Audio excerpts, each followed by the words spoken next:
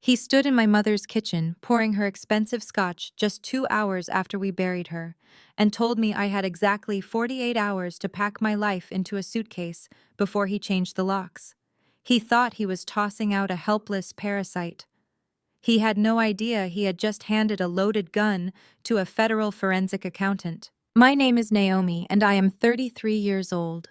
The scent of white lilies from the funeral still lingered heavily on my black dress when the loud, sharp slap of paper hitting the marble island echoed through the quiet kitchen. I slowly turned away from the sink where I was mechanically washing fine china teacups. Harrison, the man my mother had married a decade ago, stood there blocking the doorway. His black silk tie was already violently loosened, and his face held a smugness that made my blood instantly run cold. "Pack your things," he said. His voice was completely devoid of the fake dramatic grief he had displayed for the crowd at the cemetery just hours before. "My lawyer is sending a locksmith on Monday morning. You are out of my house." I stared at the crisp white document he had slammed down. It was a formal eviction notice. My mind struggled to process the sheer audacity of his timing. We had literally just put my mother in the ground. The catered food was still warm in the dining room, and the last of the funeral guests had barely pulled out of the long driveway of our Connecticut estate. "You cannot be serious," I said, keeping my voice incredibly steady despite the shock. "This is my home, Harrison." Mom made her wishes incredibly clear to both of us. Harrison ignored me and poured himself another generous glass of the vintage Macallan my mother had kept strictly for special occasions. He took a slow, deliberate sip, savoring the burn while looking at me like I was a rat he had finally cornered in his basement. "Her wishes changed," he replied smoothly, swirling the amber liquid. "And frankly, I am entirely tired of looking at you. You have leeched off her generosity long enough. It is time you face the real world without her massive wallet protecting you from your own failures." I gripped the cold edge of the marble counter. My mother was a brilliant, fierce woman who had built a massive logistics company from absolutely nothing. When she married Harrison, he played the part of the perfect supportive husband to the public. But I always knew something was terribly wrong about his personal finances. He was flashy, arrogant, and constantly talking about bad investments. That was exactly why my mother had set up an ironclad trust. She wanted to protect her legacy. "You are delusional," I told him, stepping closer to the island to meet his gaze. "Mom established a living trust 5 years ago. I was sitting right there in the room when she signed the documents.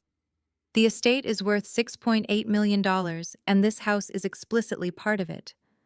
The trust dictates everything is divided equally between us. You cannot legally evict a co-owner from her own property. Before I tell you what this arrogant man did next, let me know where you are watching from in the comments below, and if you have ever watched a greedy family member show their true colors the exact moment money was involved, hit the like button and subscribe.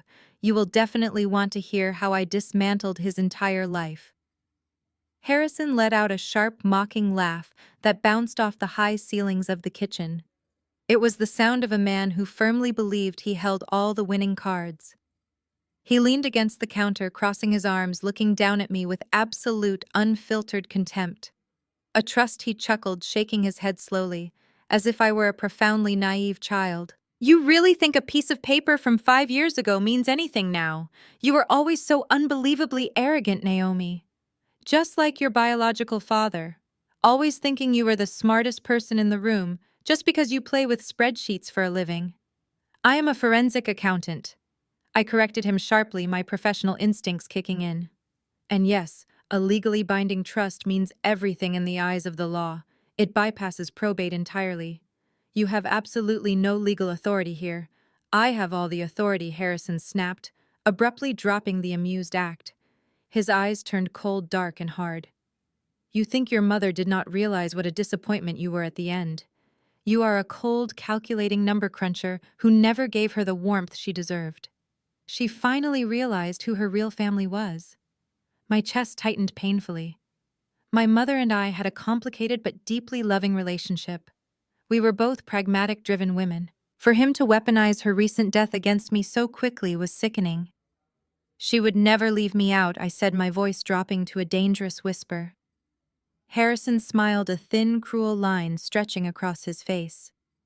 Keep telling yourself that while you pack your cheap bags. The trust has been overridden. Everything belongs to me now. Every dollar. Every brick of this house. You do not deserve a single cent of it, and I am making sure you do not get one. He picked up his scotch and walked out of the kitchen, leaving me alone with the eviction notice. He thought he had broken me. He thought I would cry, pack my bags, and walk away into the night with nothing. But Harrison made one fatal miscalculation. He forgot that my entire career was built on hunting down liars, frauds, and thieves, and he had just dared me to look into his shadows. Before the heavy oak door could even click shut behind Harrison, the sharp clacking of designer heels echoed down the hallway. Payton, my 29-year-old stepsister, walked into the kitchen looking less like someone who just buried her stepmother and more like she was walking a runway in Milan. She wore a custom black dress that cost more than my first car. Right behind her was her husband, Donovan. Donovan was a 34-year-old cybersecurity executive who had recently moved from Silicon Valley to a high-rise in Manhattan. As an African-American man in the top tier of the tech industry, he commanded respect in boardrooms. But inside this house, he used his intellect entirely to belittle anyone he deemed beneath him, which in his eyes was me. Payton let out an exaggerated sigh, dropping her expensive leather purse onto the counter right next to my eviction notice. The funeral was absolutely exhausting, she complained, not even looking at me. The floral arrangements were entirely wrong. I told the florist white orchids, not lilies. Lilies are so incredibly common. I stared at her, my jaw tight. Payton, we just buried my mother, not yours. Payton finally looked at me, a condescending smirk playing on her lips. And now it is time to handle the grown-up business, she replied. Go ahead, Donovan. Show her. Donovan stepped forward. He did not say hello. He did not offer condolences. He simply pulled a sleek silver iPad from his designer briefcase, tapped the screen a few times, and slid it across the smooth marble island toward me. The screen glowed with a PDF document, heavily stamped with digital authentication seals. Let us get straight to the data, Naomi, Donovan said, his voice slick and practiced, like he was pitching a startup to venture capitalists. Harrison told you the trust was overridden. I am here to provide the receipts. What you are looking at is a fully executed electronic will, an e-will. I personally facilitated the digital signature portal for your mother exactly 48 hours before she passed. I looked down at the screen. The legal jargon was dense, but the distribution of assets was highlighted in bright yellow. The entire $6.8 million estate, including the house, the investment portfolios, and the logistics company shares, was transferred directly to Harrison. Below that was a small secondary trust established for Payton. And at the very bottom, under a section labeled Minor Bequeathments, was my name. I read the line aloud, my voice barely a whisper. $5,000 and the 2012 Honda Civic. Donovan crossed his muscular arms, looking incredibly pleased with himself. The platform I used is military grade, he explained, tossing out tech jargon to ensure I knew how hopelessly outmatched I was. The signature is blockchain verified. It uses a cryptographic hash tied directly to your mother's biometric data and IP address. It is completely immutable. Decentralized ledger technology means you cannot contest it in court, Naomi. There is no paper to burn, no witnesses to cross-examine. It is locked in the cloud forever. The algorithm does not lie. Payton leaned against her husband, letting out a soft, cruel laugh. Honestly, Naomi, you should be grateful. $5,000 is a lot of money for someone with your lifestyle. And the Honda perfectly fits your whole struggling independent woman aesthetic. You always thought you were so much better than us because you refused to use Harrison's credit cards. Now you get to be poor for real. It is exactly what you wanted. I kept my eyes glued to the iPad screen. I did not cry. I did not scream. My mind was already rapidly calculating, shifting away from grief and locking into the cold, hard logic of forensic accounting. Donovan was so busy bragging about his encrypted portals and immutable blockchains that he missed the one glaring, fatal flaw in his perfect digital crime. He said he facilitated the signature 48 hours ago. I knew something they did not. Before I could say another word, Harrison marched back into the kitchen, accompanied by two large men in dark suits. Private security. He had hired them for the funeral, but apparently their real job was this. "The 48 hours I gave you was a courtesy," Harrison said, checking his heavy gold watch. "But seeing you stand in my kitchen is making my blood pressure rise. You have 5 minutes to get whatever fits in your cheap little sedan, and then my guys are walking you out." I looked from Harrison to Payton and finally to Donovan, who was smirking as he retrieved his iPad. They had planned this flawlessly. They thought they had backed me into a corner with overwhelming technology and brute force. I did not argue. I turned on my heel, walked up the stairs, and grabbed the single duffel bag I had brought for the funeral weekend. I tossed my laptop inside, ignoring the expensive jewelry and clothes my mother had bought me over the years. I only took what was mine. When I walked back down, the security guards fell in step behind me. Donovan opened the heavy oak front door. A massive thunderstorm had rolled in off the coast, and freezing rain was pouring down in sheets, turning the long driveway into a river of mud. "Safe travels," Naomi Donovan sneered as I stepped out onto the porch. "Try not to hydroplane in the Honda." The heavy door slammed shut behind me, the loud click of the deadbolt echoing in the roaring rain. I stood alone on the porch, the freezing water instantly soaking through my thin black dress.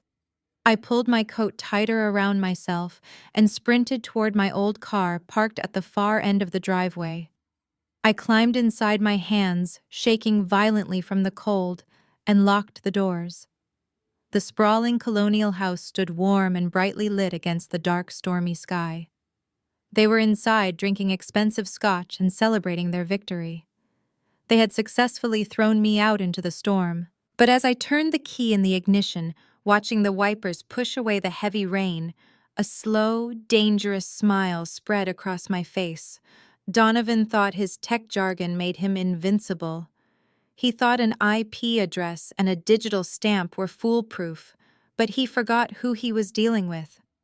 I pulled my laptop from the duffel bag and opened it right there in the freezing car. It was time to start digging. The rain hammered against the roof of my 12-year-old Honda Civic, a steady, deafening drumbeat that drowned out the world outside. I shivered, my breath pluming in the freezing air of the cabin, but my hands were completely steady. I plugged my phone into the laptop, tethered the mobile hotspot, and watched the screen glow to life. Harrison, Payton, and Donovan thought I was sitting out here crying, mourning my sudden homelessness. They were dead wrong. Grief is a luxury you can afford when you are safe. When you are under attack, you go to war. And in my line of work, war is waged with data. As a senior forensic accountant, I track millions of dollars hidden by cartel bosses, corrupt politicians, and corporate embezzlers. Finding a clumsy forgery executed by an arrogant tech executive and a desperate stepdad was practically child's play. Donovan had been incredibly eager to brag about his military-grade encryption and decentralized ledgers. He wanted to intimidate me with words he thought I did not understand. But his massive ego had blinded him. In the digital world, an immutable record is a double-edged sword. If it cannot be changed or erased, it means the evidence of a crime is permanently burned into the system. I opened my browser and navigated straight to the county clerk public probate portal. I bypassed the standard search interfaces and used my professional credentials to pull the raw court filings. It took less than 2 minutes to find the electronic will Donovan had just shoved in my face. I downloaded the raw PDF file and opened a specialized metadata extraction tool on my desktop. Donovan was right about one thing. The digital signature was flawless on the surface. It was cryptographically sealed and time-stamped by a third-party authentication server. I scrolled down to the execution block to read the exact moment the digital ink dried. There it was. Tuesday afternoon, exactly 4:00 p.m. Eastern Standard Time. I stared at that timestamp, the blue light of the screen reflecting in my eyes. 4:00. Tuesday. I opened a second window and logged into the secure patient portal for the regional medical center where my mother had spent her final days. I did not need to look at the records to remember what happened that day, but a forensic investigator always verifies the paper trail. The medical chart loaded, displaying the grim, sterile log of my mother's rapid decline. On Monday night, her blood pressure had plummeted. By early Tuesday morning, her oxygen levels were dangerously low. I read the attending physician's notes logged at exactly 8:45 a.m. on Tuesday. The decision was made to intubate. At 9:00 a.m. sharp, they administered a heavy cocktail of sedatives and paralytics. My mother was placed into a deep, medically induced coma to reduce the strain on her failing heart. She never woke up from it. She passed away quietly 2 days later. I looked back at the electronic will timestamp. 4:00 p.m. 7 hours after she was completely unconscious, paralyzed, and breathing through a ventilator.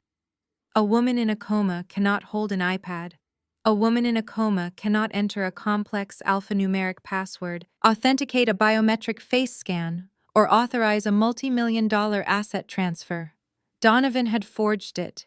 He had likely used his high-level cybersecurity access to bypass the authentication protocols, perhaps using an old device backup to clone her digital footprint. Harrison must have panicked when he realized my mother was dying, and the ironclad trust would leave him with only half the estate. He needed all of it. So he recruited Donovan to build a digital lie promising him and Payton a cut of the stolen wealth. It was a brazen, desperate move. And it was a textbook federal crime. Wire fraud, identity theft, and conspiracy. I reached for my phone, ready to call my contacts at the federal prosecutor's office. I had everything I needed to destroy them right then and there. But before my thumb could hit the screen, the phone vibrated violently in my hand. An automated text message from my bank flashed across the display. Then another. And another. 3 consecutive alerts informing me that the emergency credit cards linked to my mother's primary account had been instantly frozen and marked as unauthorized. My stomach dropped.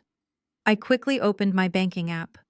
The screen refreshed, showing a brutal reality. My personal checking account, which was unfortunately tied to the same family banking umbrella Harrison now legally controlled as the executor, displayed a balance of $0. Available credit 0. Harrison was not just kicking me out of the house. He was launching a scorched earth financial attack. He knew that contesting a will takes money. Lawyers require massive retainers. By freezing my accounts and cutting off my access to the emergency funds, he was effectively starving me out. He wanted me so desperate, so entirely broken, that I would have no choice but to surrender. I sat in the freezing darkness of my car, stranded in the storm with a worthless debit card and a half-empty tank of gas. I could not afford a hotel. I could not even afford a hot meal. Harrison thought he had checkmated me. He thought the game was over. I closed my laptop and gripped the steering wheel, a terrifying calm washing over me. He wanted to play dirty financial games with a woman who dismantled offshore tax havens before her morning coffee. I would not just fight back. I would let him dig his own grave, hand him the shovel, and watch him bury himself. I spent the night parked behind a 24-hour diner, wrapped in my damp winter coat. The cold seeped through the windows of the car, but my mind was too busy analyzing data streams and legal precedents to care. When the morning sun finally broke through the gray clouds, casting a harsh light over the empty parking lot, my phone rang. The screen displayed Harrison's name. I let it ring 3 times before I answered, making sure my voice sounded appropriately exhausted and weak. "Hello," I muttered, coughing slightly for added effect. Harrison sounded entirely too cheerful for a man who had just buried his wife. "Good morning, Naomi," he said brightly. "I hope you found somewhere warm to sleep. I am calling because I have decided to be generous." I stayed silent, letting him fill the quiet. "Your mother loved you despite your flaws. He continued, his tone dripping with fake sympathy. I do not want to see you on the streets, so I am offering you a deal. My lawyer has drafted a release of claims document. It simply states that you accept the electronic will as valid and waive any right to contest the estate. You sign it and I will wire $50,000 directly into your checking account today. You can get an apartment, buy some new clothes, and start over. $50,000. Out of a $6.8 million estate. It was a massive insult wrapped in a thinly veiled threat. And if I do not sign it, I asked, keeping my voice shaky. Harrison dropped the friendly act instantly. His true venomous nature bled through the speaker. Then I let you starve. I have the estate accounts. I have the high-powered lawyers. If you try to take this to the local police or file a probate dispute, I will bury you in endless litigation. I will drag it out for 10 years. You have $0 to your name, Naomi. You cannot even afford a cup of coffee right now, let alone a retainer for a decent attorney. You will be bankrupt, homeless, and completely ruined before a judge even looks at the file. Take the money and walk away. He was right about one thing. If I took this to the local precinct, the police would look at the forged electronic will, look at the frozen accounts, and tell me it was a complicated civil matter. Probate courts were notoriously slow. Harrison could bleed the estate dry to pay his own legal fees while I fought him from the outside for years. I did not need a local detective who did not understand cyber forgery. I needed a nuclear option. I needed federal jurisdiction. And to get federal jurisdiction, I needed Harrison to make a massive, undeniable financial move across state lines. I forced my breathing to hitch, manufacturing a perfectly believable sob. You froze my accounts, Harrison, I cried softly. I do not have anything. I am sleeping in my car. Exactly, he replied, sounding incredibly satisfied with his own cruelty. So be smart for once in your life. Stop fighting. Accept reality. Okay, I whispered, letting my voice crack in defeat. Okay, I will sign the release. Just please. I need the money to get a hotel. I cannot stay in this car another night. Good girl, Harrison said. The sheer condescension in his voice made my stomach turn, but I swallowed the disgust. Payton, Donovan, and I are having lunch tomorrow at the Oak Brook Country Club to celebrate the new chapter. Meet us there at noon. You sign the paper, I press send on the wire transfer, and we never have to see each other again. I will be there, I said quietly. He hung up. I pulled the phone away from my ear and stared at the cracked screen. The fake tears vanished instantly, replaced by a cold, calculating focus. Harrison thought he was buying my silence for pennies. He thought he was playing a master game of chess against a helpless, grief-stricken opponent. But by insisting I sign a legal document and accept a wire transfer, Harrison was stepping right into the federal trap I was building. He was about to introduce a fraudulent electronic will into a legally binding financial settlement. More importantly, he was going to use interstate banking wires to pay me off.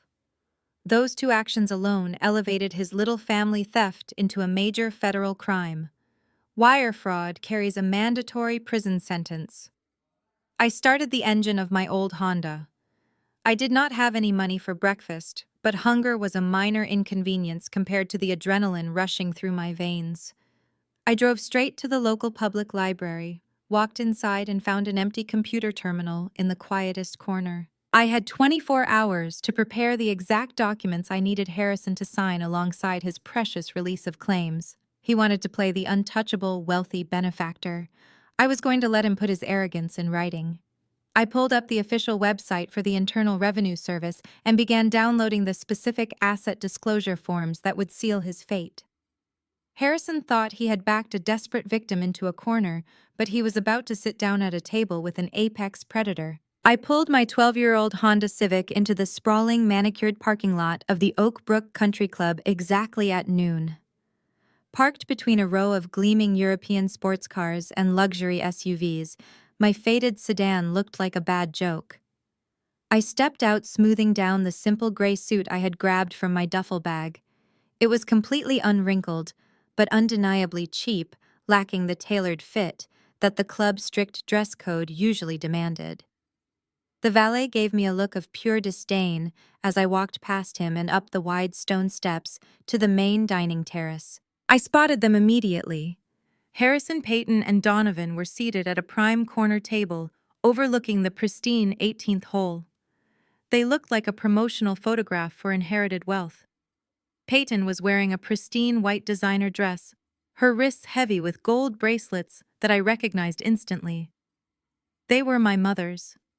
The sight sent a spike of pure rage through my chest, but I forced my facial muscles to relax into an expression of exhausted defeat.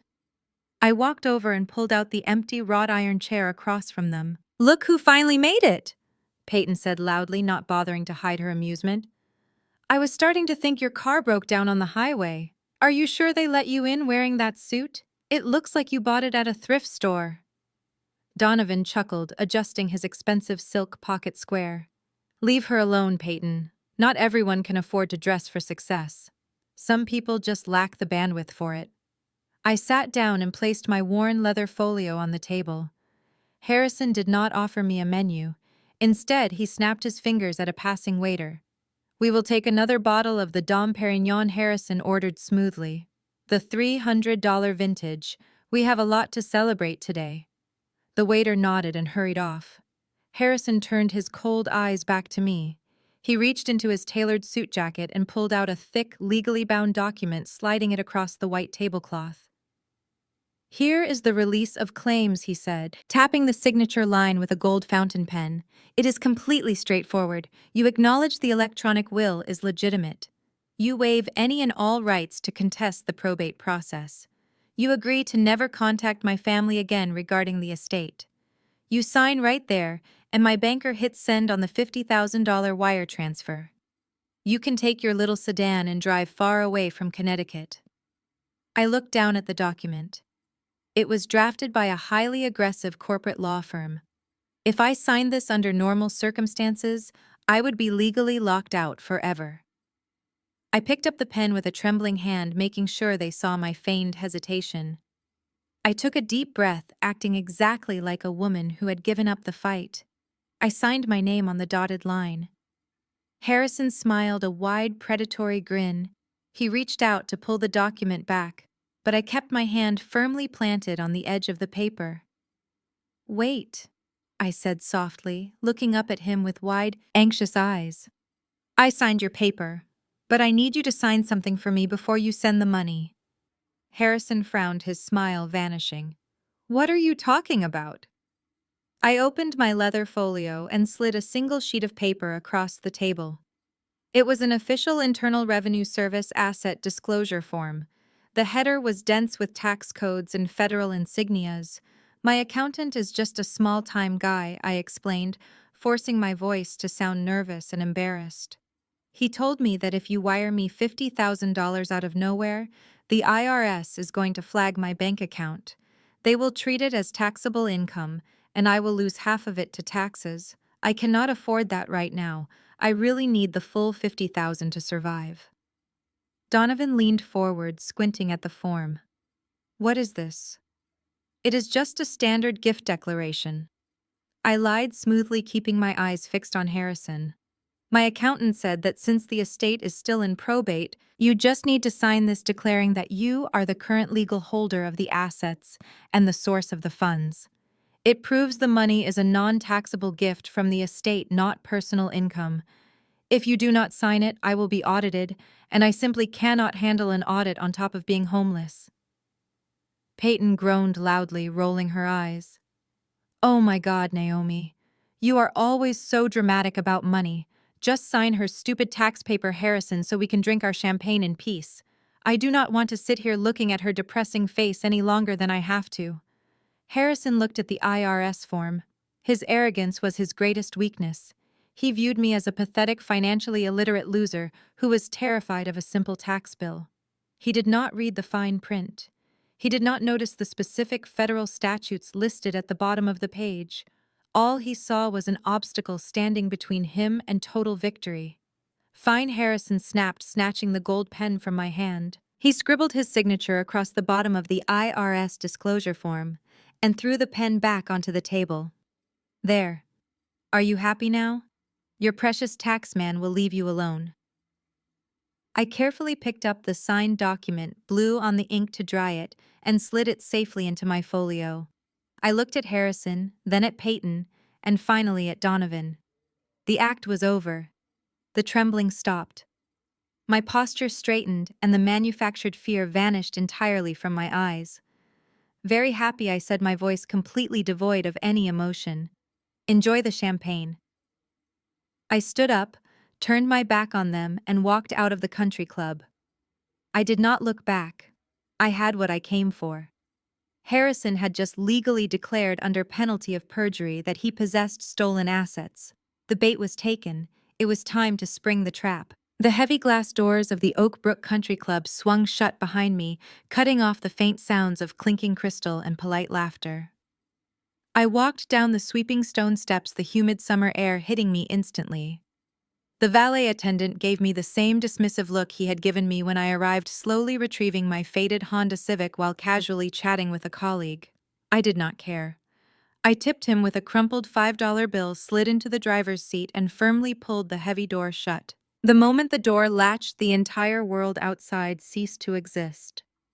I let out a long, slow breath. The slump in my shoulders vanished. The nervous, wide-eyed expression I had perfectly maintained for the last 30 minutes melted away, replaced by a sharp, focused intensity. I reached over to the passenger seat, unzipped my worn leather folio, and carefully pulled out the single sheet of paper. I stared at Harrison's signature scrawled aggressively across the bottom of the Internal Revenue Service Asset Disclosure Form. The ink was still fresh. A cold, genuine smile touched the corners of my mouth. Their arrogance was absolutely breathtaking. Donovan was a high-level tech executive who spent his days lecturing people about cybersecurity. Yet he could not be bothered to read a physical document placed right in front of his face. Payton was so consumed by the prospect of buying luxury cars and charting yachts that she actively rushed the process, treating federal tax compliance like an annoying distraction from her champagne. And Harrison. Harrison was a man so blinded by his own perceived superiority that he believed a grieving, desperate woman in a cheap suit was entirely incapable of outsmarting him. He thought he was signing a meaningless waiver to save me from an audit. He did not realize he had just signed a legally binding federal affidavit. By putting his name on that specific line, Harrison swore under penalty of perjury that he was the sole unencumbered owner of the funds he was about to wire me. He formally declared those assets as his personal wealth.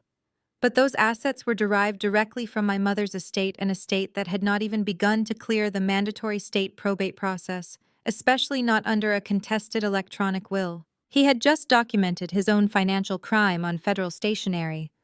I reached into my duffel bag and pulled out my laptop. I set it on the center console, balancing it carefully over the gear shift, and pressed the power button. The screen illuminated the dim interior of the car. I quickly tethered my phone to establish a secure mobile hotspot, then launched my encrypted virtual private network. As a forensic accountant, my daily life involved dissecting the financial anatomy of complex organizations. I did not look at money the way normal people did. To most, money was just paper or a number on a screen. To me, money was a living, breathing entity that always left footprints. It moved through clearinghouses, bounced off server nodes, and carried metadata tags that told a story. You can lie to a judge, you can lie to a police officer, you can even lie to your family, but you cannot lie to a ledger. I opened my specialized agency database portal. The interface was austere, just black background with stark white text designed for maximum processing speed. My fingers flew across the keyboard, entering my secure credentials and dual authentication codes. I was in. My phone buzzed in the cup holder. It was an email notification from my bank. Harrison had kept his word.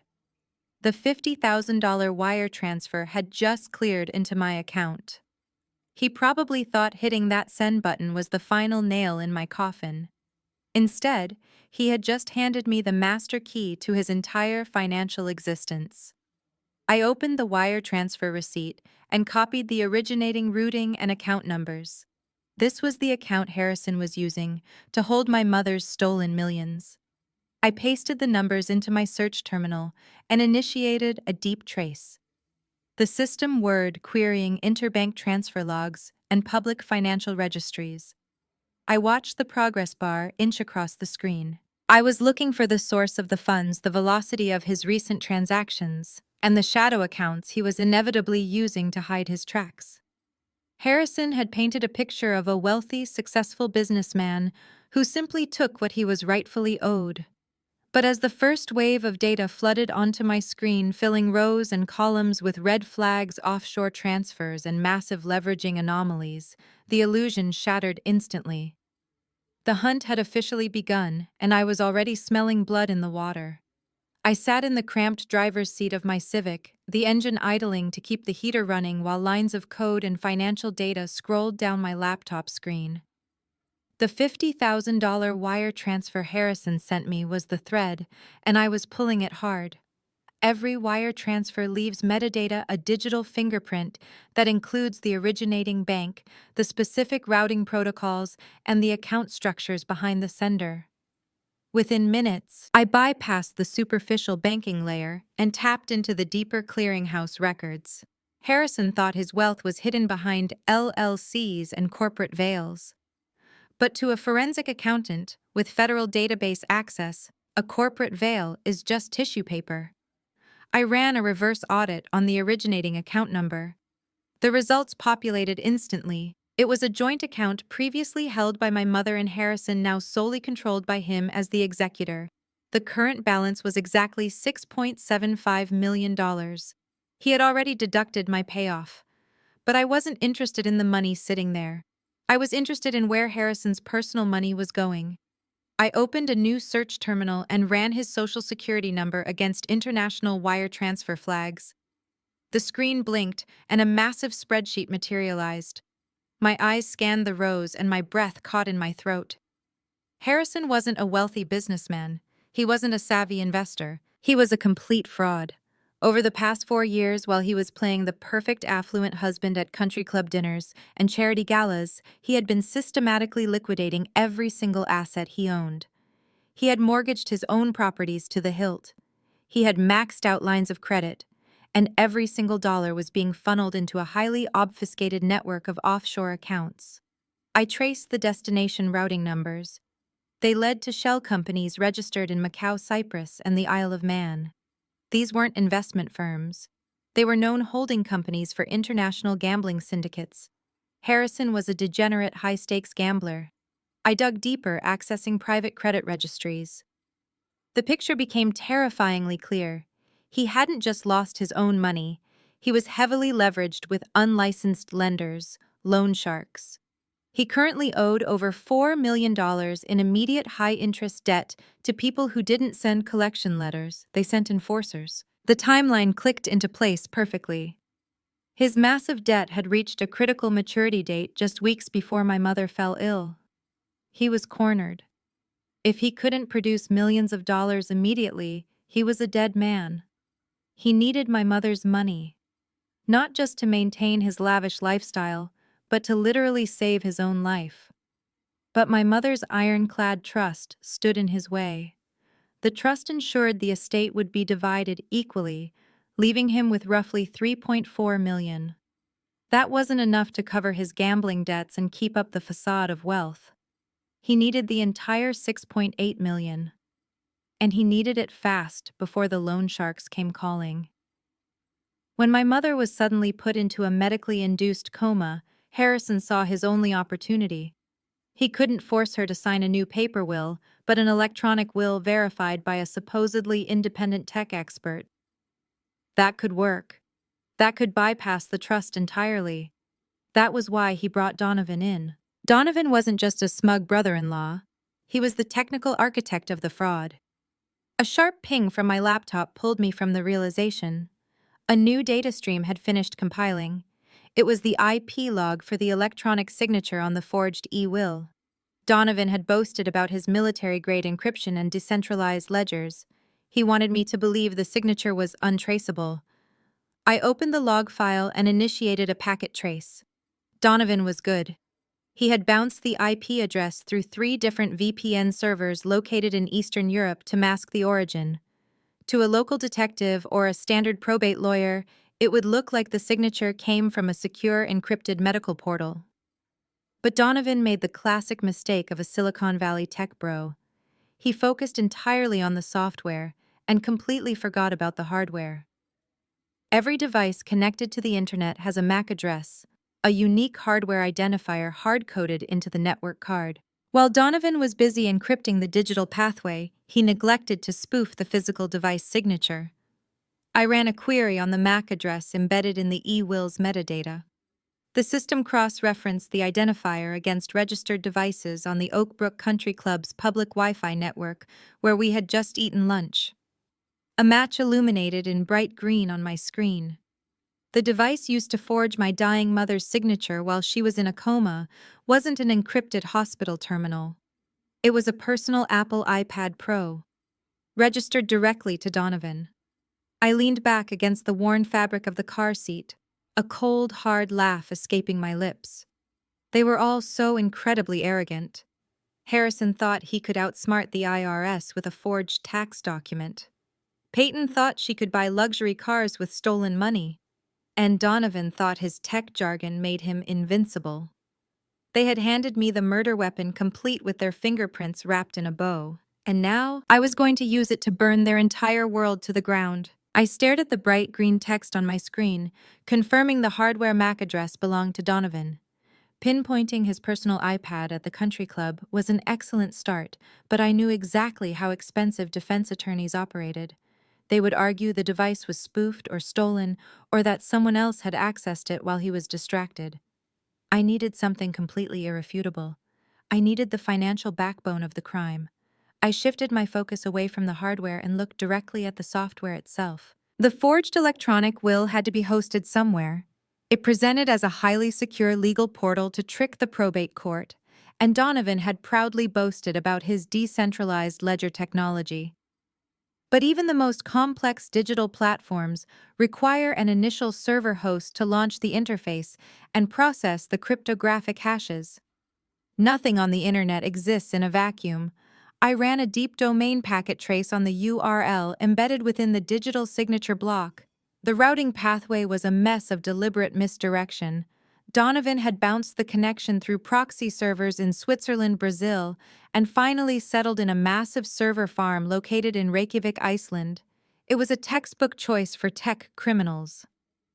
Iceland boasts incredibly strict data privacy laws, and the hosting companies there rarely cooperate with standard police requests. To a local detective, the digital trail would freeze completely solid right there. International subpoenas for server logs take months or even years to secure, giving criminals plenty of time to wipe the data and vanish. Donovan was counting on that exact bureaucratic delay. But Donovan was a cybersecurity executive, not a forensic auditor.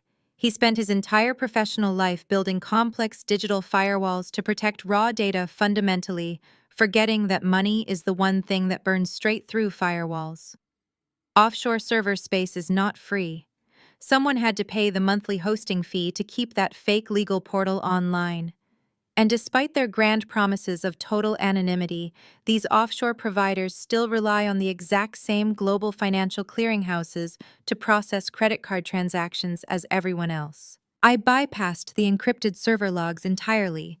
I did not care about the code, I cared about the receipt. Using my agency credentials, I tapped into the merchant processing database for the Icelandic hosting company. I set the parameters to scan for all incoming payments from the United States over the past 14 days, and then cross-referenced those transactions against Donovan's personal financial profile. The system word processing thousands of global transactions in absolute silence. It took exactly 4 seconds for the algorithm to find the match. I actually gasped out loud in the cold, empty car. A sharp, genuine laugh ripped from my throat. Donovan, the man who had stood in my mother's kitchen arrogantly lecturing me about military-grade encryption and immutable blockchains, had paid the $149 server hosting fee using his own personal premium credit card. The card was registered directly to his high-rise apartment address in Manhattan. He had not even bothered to use a prepaid debit card. He had not used cryptocurrency to mask the transaction. In his blinding arrogance and rush to secure Harrison's stolen wealth, he simply typed in his legal name, his billing zip code, and his 3-digit security code to finance a massive federal crime. It was the ultimate display of Silicon Valley hubris. Donovan genuinely believed that because he had masked the IP address and used an offshore server, the payment method itself would never be scrutinized. He thought the technology he deployed was so dazzling and intimidating that no one would ever bother to look at the basic accounting receipts. But in my world, the receipt is the only thing that matters. Follow the money, and the smartest men in the room will always reveal exactly how foolish they truly are. I rapidly downloaded the credit card transaction record, the merchant clearing code, and the corresponding IP logs. I bundled them into a single heavily encrypted dossier on my desktop. I now had undeniable documented proof of a conspiracy. Harrison possessed the motive with his massive illicit gambling debt, and Donovan possessed the means directly financing and building the digital forgery to steal my mother's estate. The trap was fully constructed, and they had willingly locked themselves inside. But before I could package the evidence to send to my federal contacts, a red alert banner suddenly flashed across the top of my screen. It was a real-time monitoring flag I had placed on the estate's primary checking account, the same account Harrison had just seized control of. A massive withdrawal authorization was pending. It was not Harrison paying off his violent loan sharks. The authorization code and point-of-sale terminal belonged to Payton, and she was spending an absolute fortune. The red alert banner flashing across my screen listed the exact merchant identification code for the massive pending transaction. I ran a quick database query, and the merchant name populated instantly. It was an exclusive luxury auto dealership located in Greenwich, just a 40-minute drive from where I was currently parked. Payton was not just shopping for clothes. She was buying a car. And she was doing it using the primary estate account that Harrison had illegally seized.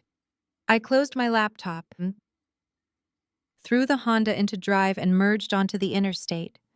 My mind raced as the miles blurred past. Harrison had advanced her the money to keep her quiet and complicit.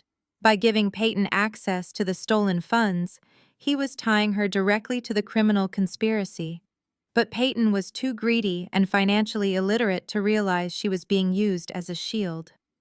I pulled into the pristine glass-fronted dealership just under an hour later. My rusted sedan was a stark contrast to the rows of gleaming luxury vehicles parked outside. I walked through the sliding double doors into the climate-controlled showroom. The air smelled of expensive leather and polished floor wax. It took me less than 10 seconds to spot her. Payton was sitting at a sleek glass desk in the VIP closing lounge, sipping sparkling water from a crystal glass. A silver-haired salesman was fawning over her, laying out thick stacks of paperwork. Through the floor-to-ceiling windows behind them, a brand-new, matte black Mercedes G-Wagon was parked in the delivery bay, a massive red velvet bow resting on its hood. I walked directly across the showroom floor. The salesman looked up, his professional smile faltering slightly at my cheap gray suit, but Payton did not notice me until I was standing right next to her chair. "What are you doing here?" Payton snapped, her voice dripping with instant irritation. "Are you stalking me now?" I glanced down at the paperwork scattered across the glass desk. The purchase price was highlighted in bold ink: $158,000. Paid in full. Cash wire transfer. I got a fraud alert from the estate bank account.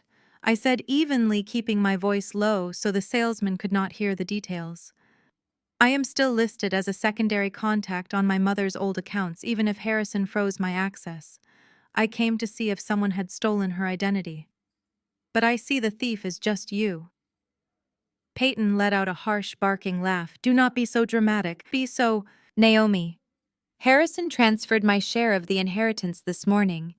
He advanced me the cash because he knows how difficult the last few days have been for me. I deserve this car. I have suffered enough." "You buried the woman who raised you exactly 24 hours ago," I replied, my voice completely flat. And your first instinct is to buy a six-figure SUV. Payton rolled her eyes, waving her manicured hand dismissively. People grieve in different ways. And frankly, this is none of your business. You signed the release. You got your pathetic $50,000. Go buy yourself a new muffler and leave me alone. I took a step closer, leaning down so I was at eye level with her. I dropped the hostility and adopted a tone of genuine professional warning. Payton listened to me very carefully. The estate has not cleared probate. Even with Harrison's new electronic will, the courts require a minimum of 60 days to process the asset transfer. If you spend $150,000 from an uncleared estate account, you are committing a felony. It is called misappropriation of funds. If the IRS audits Harrison, or if a judge freezes that account for any reason, the federal government will trace this purchase. They will charge you with wire fraud and money laundering. Do not sign those papers. For a fraction of a second, a flicker of doubt crossed Payton's perfectly contoured face. She looked down at the heavy silver pen resting on top of the contract. But the doubt vanished as quickly as it appeared, swallowed whole by her endless entitlement. She looked at the matte black G-Wagon in the delivery bay, then looked back at me with a smirk. "You are just jealous," Payton said, her voice loud enough to echo across the showroom. "You have always been jealous of me. You cannot stand the fact that Mom liked me better, that Harrison takes care of me, and that you are stuck driving a trash can on wheels. You are trying to scare me because you want me to be as miserable and poor as you are." She picked up the silver pen. With a theatrical flourish, she pressed the tip to the paper and signed her full legal name across the bottom line. She pushed the contract toward the smiling salesman. "There," Payton announced triumphantly. "It is done. The money is wired and the car is mine. Now get out of my sight before I have security throw you out." I did not argue. I did not raise my voice. I simply looked at the signed contract, then at Payton's smug, victorious face. "Enjoy the ride, Payton," I said quietly. I turned and walked out of the dealership, the heavy glass doors sliding shut behind me. As I walked back to my beat-up Honda, I could not help but smile. I had given her a clear, undeniable warning. I had offered her a chance to walk away. Instead, she had willingly signed her name to a federal money laundering charge. The second domino had just fallen, and the crash was going to be spectacular. I sat in my cold car outside the Greenwich dealership, watching Payton drive away in her new matte black G-Wagon. The transaction was complete. The dealership had cleared the wire, and she was officially driving a rolling piece of felony evidence. I checked my laptop screen one more time to confirm the estate account balance had dropped by $158,000. But as I refreshed the banking portal, a new, much larger notification flashed across the screen in bold yellow text. "Pending authorization, international wire transfer. Amount $6,592,000 US. Destination, Grand Cayman Corporate Registry." My heart hammered against my ribs. Harrison wasn't wasting a single minute. He had taken his cut, paid Payton her bribe, and was now attempting to move the rest of my mother's entire estate completely offshore. He was trying to wash the money through the Cayman Islands before transferring it to the Macau gambling syndicates to settle his massive debt. My finger hovered directly over the cancel authorization button. As a recognized secondary contact on the legacy account, and with my agency override credentials, I could kill the transfer right now. I could freeze the funds, lock Harrison out, and save the money. It was the instinct of a grieving daughter to protect what belonged to her mother. But the cold, calculating mind of a forensic accountant stopped my hand midair. I stared at the blinking cursor. I played out the scenario in my head. If I hit cancel right now, the money stays in Connecticut. Harrison gets angry. He calls his expensive lawyers, claims I illegally hacked the account, and files a civil injunction against me. The case goes to state probate court. It becomes a messy, localized dispute about a forged electronic will versus an old trust. The local police treat it as a family squabble. Harrison walks free, and we spend the next decade fighting over the money in a slow, agonizing legal battle while he finds other ways to bleed the estate dry. Attempted theft is incredibly hard to prove when the thief is legally named as the executor, even fraudulently. But if I let the money cross an international border, the entire legal landscape shifts instantly.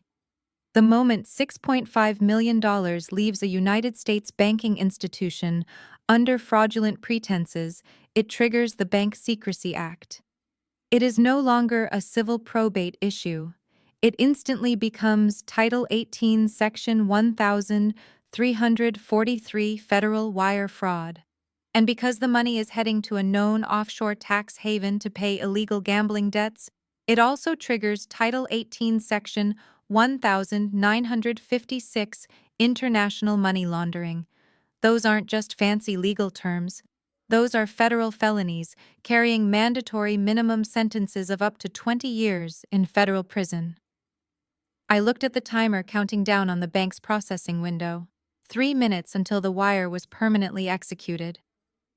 Harrison thought he was being brilliant. He thought moving the money to the Caymans made him untouchable. He didn't understand that by crossing that border, he was walking straight into the jurisdiction of the IRS Criminal Investigation Division and the FBI. He was handing them jurisdiction on a silver platter. I took a deep breath, pulling my hand away from the keyboard entirely. "Let it go," I whispered to myself in the empty car. "Let him hang himself." I watched the seconds tick down on the screen. 2 minutes. 1 minute. 30 seconds. The yellow pending text suddenly flipped to solid green. Transfer executed. Funds cleared. The estate account balance instantly dropped to 0. My mother's entire life's work, the legacy she had built from nothing, was gone from the United States. A sharp ping sounded from my phone. It was an automated text message from Harrison. "It's done, Naomi. The money is gone. Do not ever contact me or this family again. Enjoy your 50 grand. I read the text, a slow, dark smile spreading across my face. He felt victorious. He felt powerful. He had no idea that he had just committed financial suicide. The waiting game was over. I had the forged signature, Donovan's IP address, Payton's fraudulent car purchase, Harrison's signed tax confession, and now the ultimate prize, a completed federally illegal international wire transfer. I closed my laptop and started the engine of my Honda. It was time to stop playing defense. It was time to drop the hammer. I drove straight back to my tiny, cramped apartment, the only place Harrison had not managed to take from me because my name was the only one on the lease. I did not bother turning on the lights. The glow of my dual monitors was all I needed. The international wire transfer had officially settled in the Grand Cayman Corporate Registry. $6.5 million of my mother's legacy was now sitting in a tax haven, waiting to be distributed to underground gambling syndicates. It was time to build the execution block. I opened a new highly encrypted folder on my desktop and began dragging files into it one by one. First went the medical records from the regional hospital. The attending physician's notes clearly stated my mother was in a medically induced coma at 9 o'clock Tuesday morning. Next went the forged electronic will, complete with its digital timestamp from 4 o'clock that same afternoon. Then came Donovan's contributions. I added the network logs proving the IP address was bounced through international servers. I included the hardware MAC address matching his personal iPad at the Oak Brook Country Club. And right beneath that, I placed the credit card receipt showing Donovan paying for the illegal server hosting with his own Manhattan-based account. I added the alert from the dealership documenting Payton's felony purchase of the Mercedes G-Wagon using unverified probate funds. Finally, the crown jewel. I scanned the physical Internal Revenue Service asset disclosure form that I had tricked Harrison into signing just hours earlier at the country club. His arrogant, looping signature at the bottom was a legally binding confession that he owned the stolen millions he had just wired across international borders to dodge taxes and pay illegal debts. A normal person in my situation would have called a probate attorney. They would have paid a massive retainer and prepared for a grueling multi-year civil lawsuit. But I am a forensic accountant. I know that civil court is where rich people go to negotiate their bad behavior. Federal court is where they go to lose their freedom. I picked up my phone, bypassed my normal contacts, and dialed a number I knew by heart. It rang twice before a gruff, familiar voice answered. "Director Miller speaking," the voice said. "Hello, Thomas," I replied, leaning back in my chair. "Naomi," he said, his tone instantly warming. "I was sorry to hear about your mother. I know how close you two were. I assume you are calling to take some time off." Thomas Miller was the Senior Director of the Internal Revenue Service Criminal Investigation Division in the Northeast region. He had mentored me during my early years at the agency, teaching me how to track cartel money through shell companies. He was a man who lived and breathed financial justice. "Actually, Thomas, I am not calling about time off," I said smoothly. "I am calling to file an official Form 211. I have a whistleblower submission." There was a brief pause on the line. The IRS Whistleblower Office pays monetary awards to individuals who report massive tax evasion and financial fraud. If the tip leads to a successful prosecution and asset recovery, the whistleblower is legally entitled to up to 30% of the total funds recovered. It is the federal government's way of weaponizing insiders against corrupt executives. "A Form 211. Thomas repeated, his voice shifting from a sympathetic friend to a sharp federal agent. "Who is the target?" "The target is Harrison, my stepfather," I answered. "The charge is international wire fraud, money laundering, and tax evasion. He just moved $6.5 million of stolen estate funds to the Cayman Islands to pay off syndicate gambling debts. I also have a co-conspirator for federal cyber forgery and wire fraud, Donovan, a cybersecurity executive out of Manhattan, and a third accessory for domestic money laundering involving a luxury vehicle purchase." I could practically hear Thomas sit up straight in his chair. "That is a heavy accusation, Naomi. Do you have the paper trail?" "I have the IP logs, the offshore server receipts, the forged documents, the medical records proving physical impossibility, and a signed IRS disclosure form where Harrison claims the stolen money as his own personal, unencumbered asset right before wiring it to a tax haven. I have packaged the entire digital forensics dossier. I am hitting send to your secure portal right now." I clicked the mouse. The encrypted folder vanished from my screen, flying through secure federal servers directly to the desk of the IRS Criminal Investigation Division. Thomas was silent for a moment as he opened the file on his end. I heard the rapid clicking of his mouse as he scanned the documents. When he finally spoke, his voice was filled with a mixture of shock and sheer professional admiration. "They really thought they could get away with this," he muttered. "They handed you the murder weapon." "They did not think I was smart enough to look for it," I replied coldly. "How fast can you move on this, Thomas? The money is sitting in a Cayman holding account. If we wait too long, it disperses to Macau." With this level of evidence, Thomas said, his voice dropping into an authoritative register, "I can get a federal magistrate to sign a global asset freeze within 24 hours. We will lock down the Cayman accounts through our international treaties, seize the domestic accounts, and issue the arrest warrants." "You did your job perfectly, Naomi. Let the federal government do the rest." I hung up the phone. The room was completely silent. Harrison thought he had left me with nothing. But by filing a federal whistleblower claim, I was not just going to get my mother's estate back. I was going to legally collect a massive bounty from the United States government for serving Harrison and his greedy family on a silver platter. The federal machine was awake, and it was heading straight for them. The morning sun was barely breaking over the Connecticut skyline when I pulled my Honda into the visitor parking lot of the downtown federal building. The towering structure of glass and reinforced concrete housed the Joint Task Force for the FBI and the IRS Criminal Investigation Division. Thomas had called me late last night, instructing me to bring the physical copy of the signed asset disclosure form directly to the field office.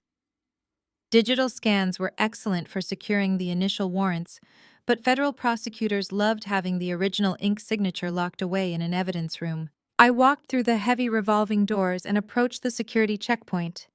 I placed my leather folio onto the X-ray belt, walked through the metal detector, and presented my agency credentials to the armed guards. They nodded respectfully, pointing me toward the austere waiting area of the white-collar crime division on the 7th floor. The lobby was completely silent, filled with harsh fluorescent lighting and rows of stiff gray chairs. I took a seat near the frosted glass doors of the inner sanctum, placing the folio neatly on my lap. As I waited for Thomas to send an agent out for me, my phone vibrated in my coat pocket. I pulled it out and looked at the screen. I had missed a call from Harrison at 3 in the morning. He had left a voicemail. I plugged in my earphones, tapped the screen, and pressed play. Harrison's voice filled my ears.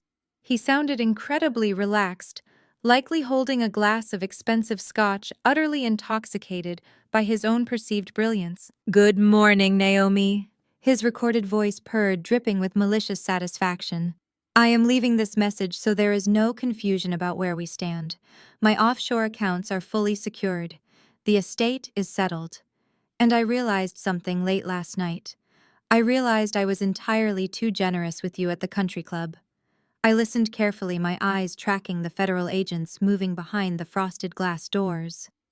"I called the bank a few hours ago." Harrison continued, his tone turning razor sharp. "I reported the $50,000 wire transfer as a banking error, a fraudulent extraction against the estate. They have officially initiated a clawback protocol. By the time you wake up and listen to this, your checking account will be frozen and the funds will be reversed. The offer is officially off the table. You are destitute, Naomi. You have $0, a worthless car, and absolutely no family." A dark, genuine smile crept across my face. Harrison was not just greedy, he was fundamentally cruel. He could not just win, he had to ensure I was completely destroyed. "And before you get any desperate ideas," Harrison's voice warned, dropping into a harsh, threatening register, "if you try to contact the local police, if you reach out to a probate lawyer, or if you even breathe a single word of this to anyone in our social circle, I will destroy you legally. I have retained the most aggressive defamation attorneys in the state. I will sue you for slander and harassment. I will make sure you spend the next 10 years buried in so much civil litigation you will never be able to afford a roof over your head. You lost. Accept it. Do not ever contact me again." The voicemail clicked and ended. The automated system voice cheerfully told me to press 7 to delete. I pressed 9 to save it to my secure federal archive. Harrison thought he had delivered the ultimate killing blow. He thought he had severed my last lifeline and terrified me into permanent submission. He believed the money was safely tucked away in the Cayman Islands, completely out of reach from anyone. He did not realize that by initiating a fraudulent clawback on a wire transfer he had explicitly authorized, he had just committed bank fraud. And by leaving a recorded threat, attempting to silence a witness to an ongoing financial crime, he had just added witness tampering and extortion to his growing list of federal offenses.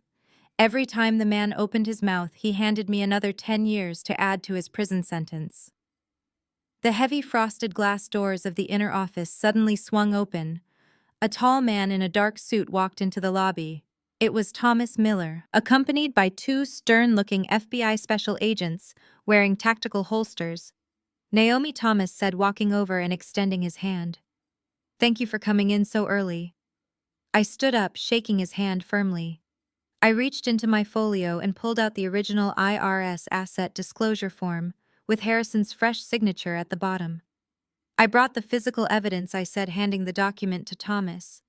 "And I just received a recorded voicemail from the primary suspect explicitly threatening me and confessing to further banking manipulation." Thomas took the document, his eyes scanning Harrison's arrogant signature. He looked up at the two FBI agents standing beside him, a grim smile forming on his face. "Perfect timing," Thomas said. "The federal magistrate signed the global freeze orders 10 minutes ago. The money is officially locked. Now let us go prepare the arrest warrants." I walked through the secure doors alongside the federal agents. Harrison was right about one thing. I was not going to contact him. The United States Department of Justice was going to do it for me. 200 miles away, high above the bustling streets of Manhattan, Donovan was standing in the pristine kitchen of his luxury penthouse. He was pouring a cup of single-origin espresso, feeling entirely invincible. He had just successfully engineered a multi-million-dollar international heist, completely bypassing the United States probate system with a few lines of encrypted code. He believed he was the smartest man in the world. Then the alarm started. It was not a loud siren. It was a rapid, piercing series of digital chimes echoing from his home office. Donovan set his espresso cup down on the marble counter, his brow furrowing. He walked down the hallway and pushed open the door to his sanctuary, a dark room illuminated by 6 massive computer monitors. The screens were completely bathed in flashing red warning banners. Donovan dropped into his ergonomic leather chair and quickly typed his master password. He pulled up his custom network monitoring dashboard. The warnings were not coming from a standard firewall breach or a random hacker attempting to phish his data. The alerts were originating from the Cayman Islands corporate registry. Someone was pinging the shell companies he had set up for Harrison. And they were not just looking around. They were executing hard lock protocols. Donovan's fingers flew across the mechanical keyboard, attempting to access the primary administrative portal for the offshore accounts.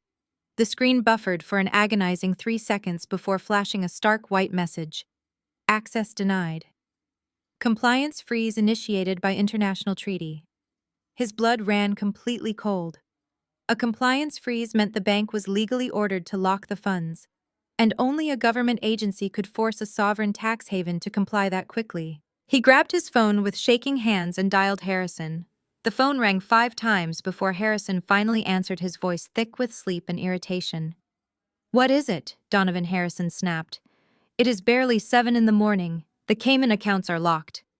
Donovan said, his voice tight with rising panic. "I just got completely shut out of the administrative portal. The funds are frozen. Someone initiated a federal compliance freeze." Harrison let out a heavy, dismissive sigh.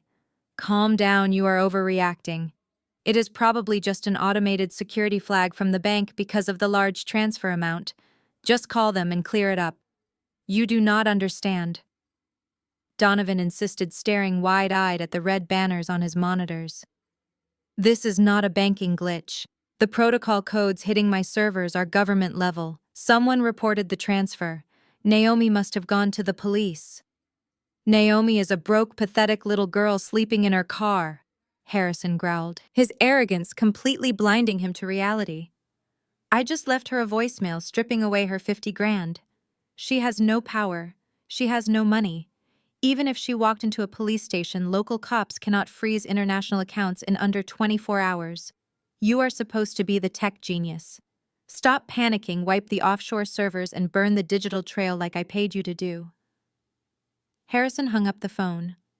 Donovan threw his device onto the desk. Harrison was an idiot. He had no idea how digital infrastructure actually worked. Donovan immediately opened his terminal window to initiate the emergency kill switch for the Icelandic servers hosting the forged electronic will. If he could wipe the server logs, he could at least destroy the evidence connecting him to the forgery. He executed the wipe command. The system returned an immediate error code. The server was already mirrored.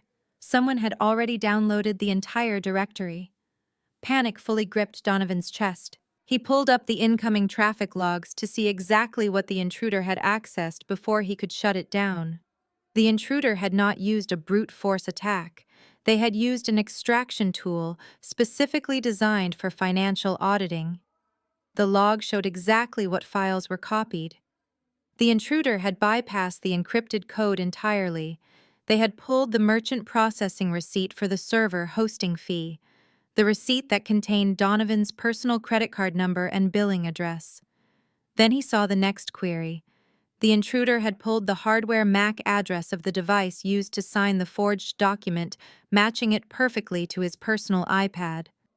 Donovan fell back against his chair, his breath catching in his throat. A local police detective would never know to look for a MAC address or a merchant clearing code on an offshore server. A standard lawyer would never possess the technical tools to run a deep packet trace across international borders in the middle of the night. He opened a search engine. His hands were shaking so badly he misspelled her name twice.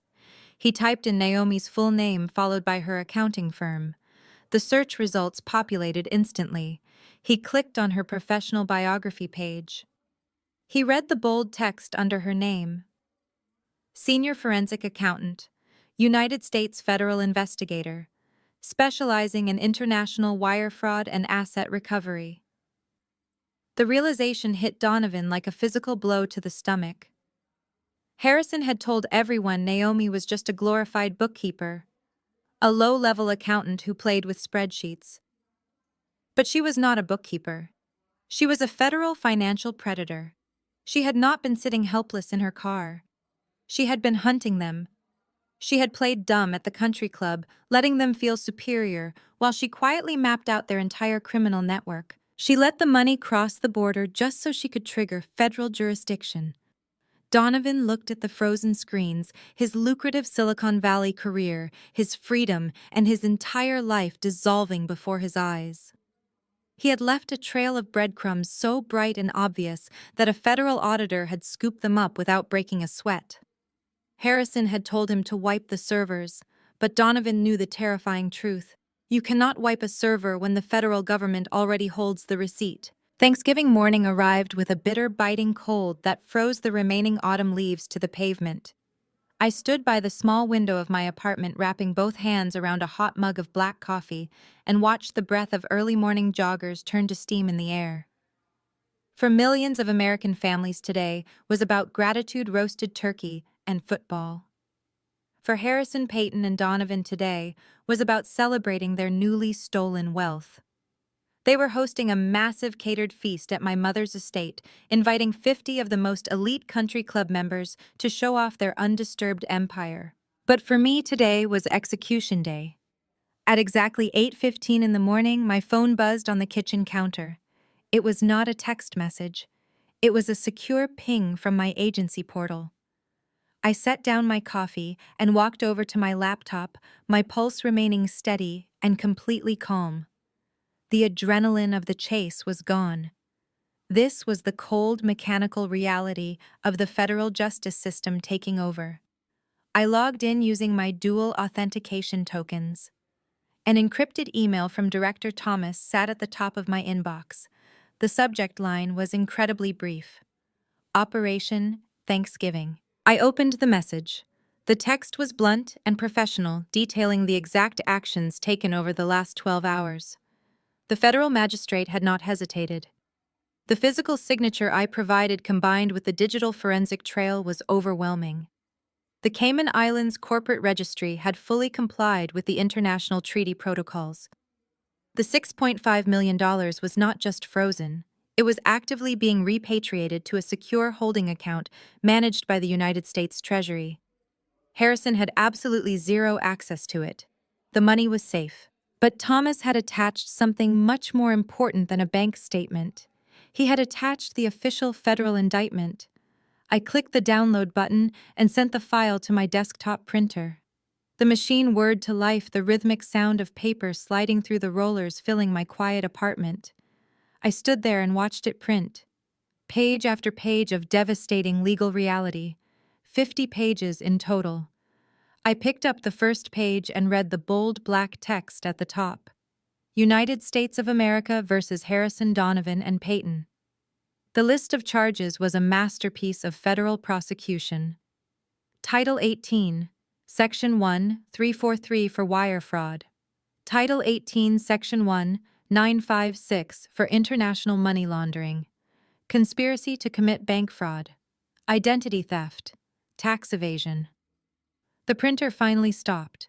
I gathered the 50 pages, tapping the bottom edge against the desk to align them perfectly. I bound them together with a heavy-duty binder clip and placed the thick, undeniable stack of consequences into my worn leather folio.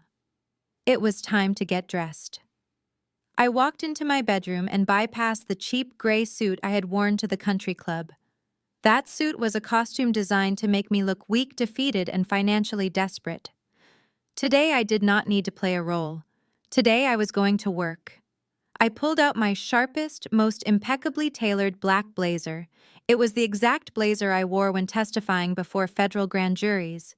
I paired it with a crisp white silk blouse, tailored trousers, and polished black leather heels. I brushed my hair back into a severe professional style. I looked in the mirror.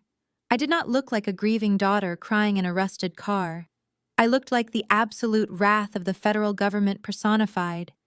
I grabbed my leather folio, my car keys, and walked out the door. The crisp morning air felt invigorating as I slid into the driver's seat of my Honda Civic. I started the engine and pulled out onto the quiet streets heading toward the wealthy suburbs of Connecticut. As I drove, I pictured the scene currently unfolding at my mother's estate. Harrison was likely wearing a custom-tailored suit, holding court in the grand living room, accepting condolences and congratulations in equal measure from his rich friends. Donovan was probably sweating through his expensive shirt, desperately trying to hide his mounting panic, hoping against hope that the locked server was just a temporary glitch. And Payton was undoubtedly showing off the keys to her matte black Mercedes, completely unaware that a federal seizure warrant had already been issued for the vehicle. They thought they had won. They thought they had buried me under their wealth and arrogance. They had no idea that the calm they were experiencing was just the air being sucked out of the room before the bomb detonated. I merged onto the interstate, the tires of my old car humming against the asphalt. I was not just going to stop their theft. I was going to walk right into their lavish celebration and burn their false kingdom to the ground in front of everyone they wanted to impress. The calm before the storm was officially over. It was time to crash the party. The long driveway leading up to my mother's estate was lined with an absurd display of luxury vehicles. I parked my faded 12-year-old Honda Civic right behind a gleaming silver Bentley, completely ignoring the valet attendant who rushed over, waving his hands in frantic protest. I stepped out of the car, smoothing the lines of my tailored black blazer. The air was freezing, biting at my face, but I felt entirely warm, fueled by the heavy leather folio clutched firmly in my right hand. The house was a beacon of stolen opulence. Warm light spilled from the massive floor-to-ceiling windows, illuminating the perfectly manicured lawns. I could hear the faint, elegant notes of a live string quartet drifting through the heavy oak front doors. Harrison had spared absolutely no expense. He was spending my mother's legacy to buy the admiration and loyalty of Connecticut high society. I walked up the wide stone steps, my leather heels clicking sharply against the pavement. 2 private security guards in dark suits stood flanking the entrance. They were the exact same men who had thrown me out into the rain just a few days ago. They recognized me instantly, their eyes narrowing as I approached. But there is a distinct difference between a grieving, weeping daughter and a federal investigator walking with absolute terrifying purpose. They hesitated for a fraction of a second, unsure of how to handle the sudden shift in my demeanor. That hesitation was all I needed. I reached out, pushed right past them, and swung the heavy double doors open. The grand foyer was packed with the elite members of the Oak Brook Country Club. Women in designer cocktail dresses and men in bespoke suits stood in small clusters, sipping vintage champagne and laughing loudly. The dining room beyond was set with a massive banquet table dripping with crystal and silver. Waiters in white gloves circulated seamlessly with trays of expensive appetizers. I stepped fully into the room. The heavy doors closed shut behind me with a loud, echoing thud that temporarily cut through the music.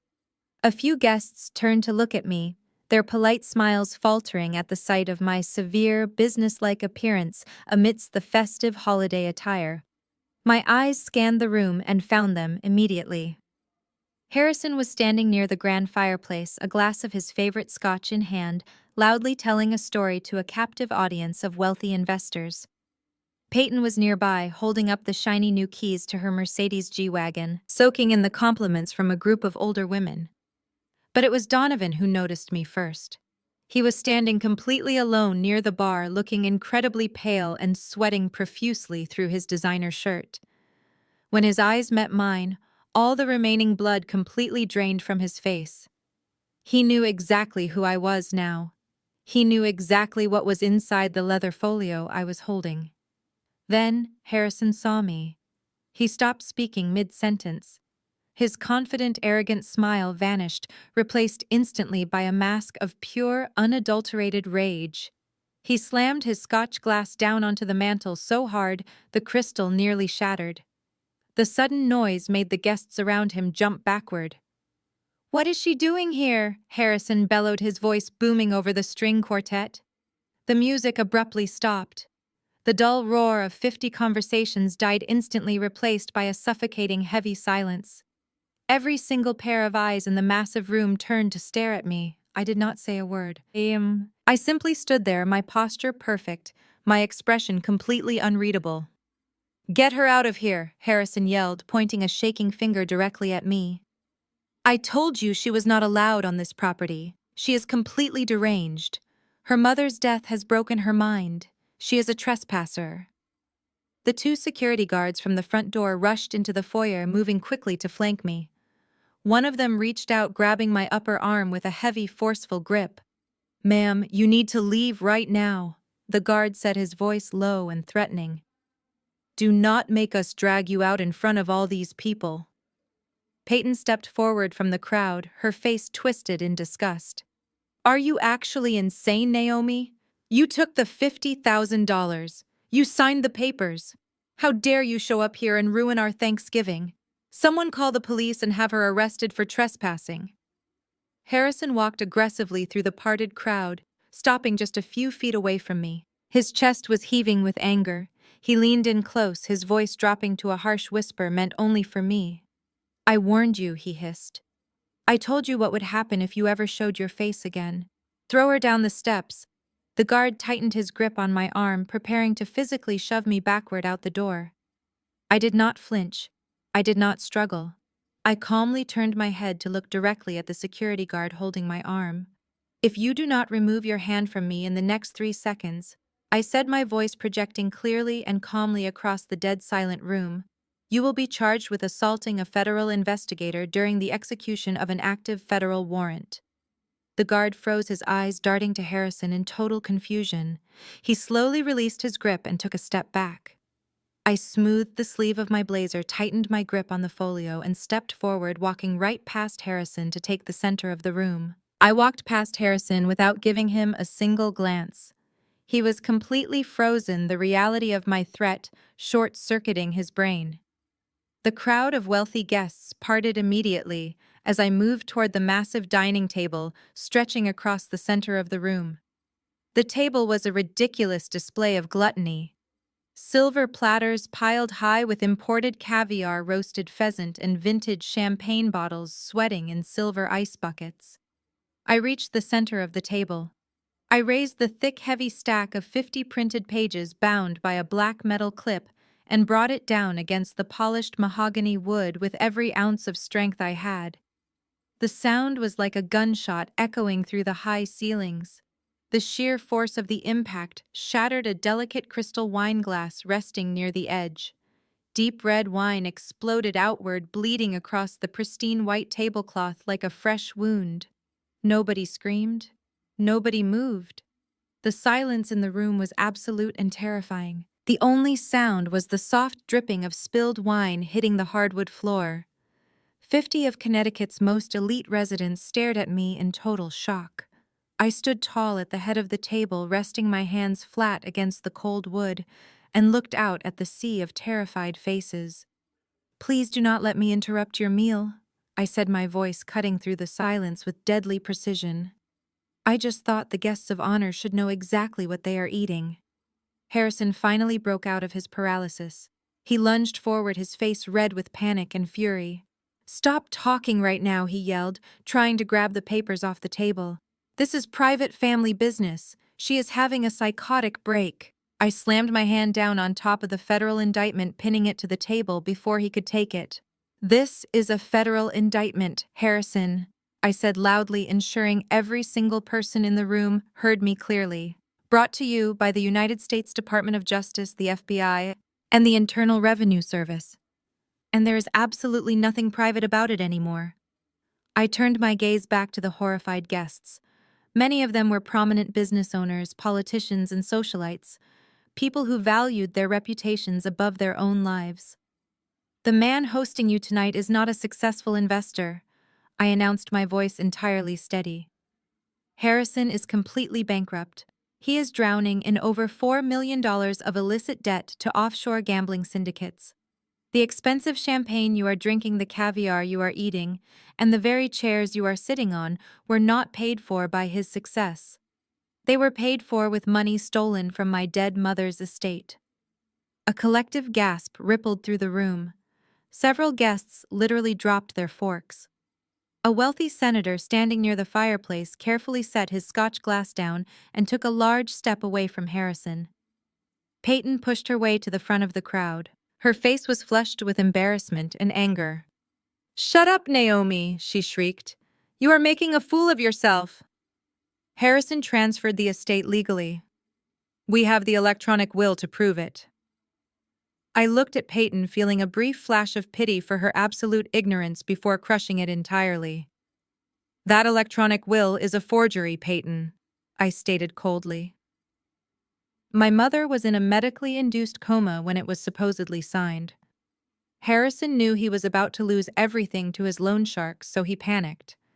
He conspired to forge a legal document to bypass probate, and he used that stolen money to fund this ridiculous party and buy your silence with a luxury car. Every single bite of food in this room is the direct proceed of a massive financial crime. Harrison was sweating profusely now. The confident facade had completely melted away. He looked wildly around the room, seeing the expressions of disgust and fear on the faces of the people he had tried so desperately to impress. "She is lying!" Harrison stammered, his voice cracking as he desperately tried to salvage his ruined image. "She is a jealous, greedy liar. I am the legal executor. I moved the money to a secure offshore trust in the Cayman Islands to protect it from her." I smiled.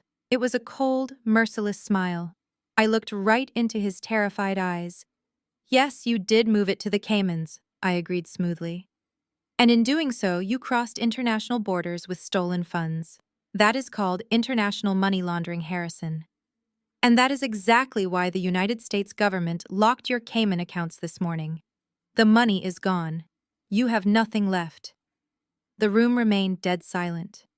The first bomb had been completely dropped and the blast radius had consumed Harrison's entire reputation in a matter of seconds, but I was not finished. I turned my attention away from Harrison and looked directly across the room at the man sweating near the bar. It was time to deal with the architect of the digital forgery. Before I could even address the tech executive cowering by the bar, Harrison made one last desperate attempt to save his social standing. He let out a loud, forced laugh that sounded completely hollow in the vast dining room. He turned away from me and held his hands up toward his wealthy guests, adopting the tone of a weary, embarrassed patriarch. "I am so incredibly sorry, everyone," Harrison announced, forcing a sad smile. "Please forgive this outburst. As you can see, Naomi is deeply unwell. Her mother's passing has triggered a severe psychiatric episode. She has been making these wild, paranoid accusations all week. We are trying to get her the medical help she desperately needs. Please let us just escort her out so she can rest." A few of the guests relaxed slightly, their expressions shifting from horror to uncomfortable pity. It was a classic manipulation tactic. Gaslight the victim to protect the abuser. But gaslighting only works when you do not have receipts. I did not raise my voice. I simply unclipped the heavy black binder on the table and flipped to the third page of the federal dossier. "Since we are talking about medical help," I said clearly, letting my voice carry across the room, "let us talk about your severe gambling addiction, Harrison." Harrison froze, his fake smile instantly vanishing. I looked down at the highlighted text on the page. "Between February of last year and Tuesday of this week, you liquidated your entire personal portfolio. You took out 3 secondary mortgages on properties you do not even own outright. And when the banks cut you off, you went to the underground markets." "Shut your mouth," Harrison hissed, taking a threatening step toward me. I ignored him and continued reading the irrefutable data. "You currently owe exactly $4,250,000 to unlicensed lending syndicates operating out of Macau. They gave you a hard deadline of November 1st. That was 3 weeks ago. When you missed the payment, they promised to start collecting in blood. That is why you were so desperate. You did not steal my mother's money to get rich. You stole it to keep yourself alive." The silence in the room returned, but this time it was suffocating. The guests were staring at Harrison not with pity, but with dawning realization. The senator nearest the fireplace actually walked out of the room wanting absolutely no association with a man indebted to violent criminal syndicates. Harrison stood rooted to the floor. The color drained from his face so fast he looked physically ill. His tan, healthy complexion turned to a sickly, ashen gray. He opened his mouth to speak, but no words came out. I turned the page of the dossier, pressing my advantage. I promised I would read the details, and I always keep my promises.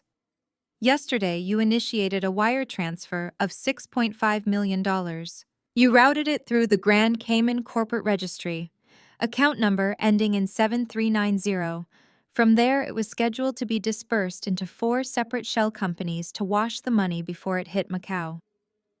I closed the folder and looked him dead in the eyes.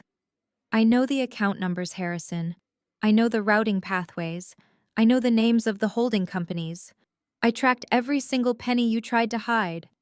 Harrison stared at me, his chest rising and falling in rapid, shallow breaths.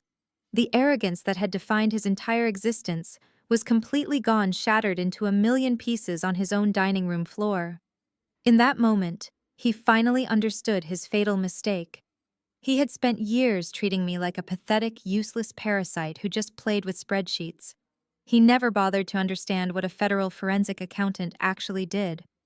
He realized that I had not just contested a simple will, I had forensically dismantled his entire life. I had mapped his criminal history, his debts, his lies, and his desperate offshore maneuvers. I had let him think he was winning the game while I was quietly building his prison cell. You have nothing left, Harrison. I told him, my voice barely above a whisper, but carrying the weight of a judge reading a sentence. The federal government seized the Cayman accounts this morning. The syndicate is not going to get their $4 million, and you are going to federal prison. Harrison staggered backward, his knees practically buckling under the weight of his absolute ruin. He reached out and grabbed the back of a dining chair to keep from collapsing onto the floor. The great wealthy patriarch was reduced to a hyperventilating, terrified criminal in front of everyone he knew. He was completely broken, and it was exactly what he deserved.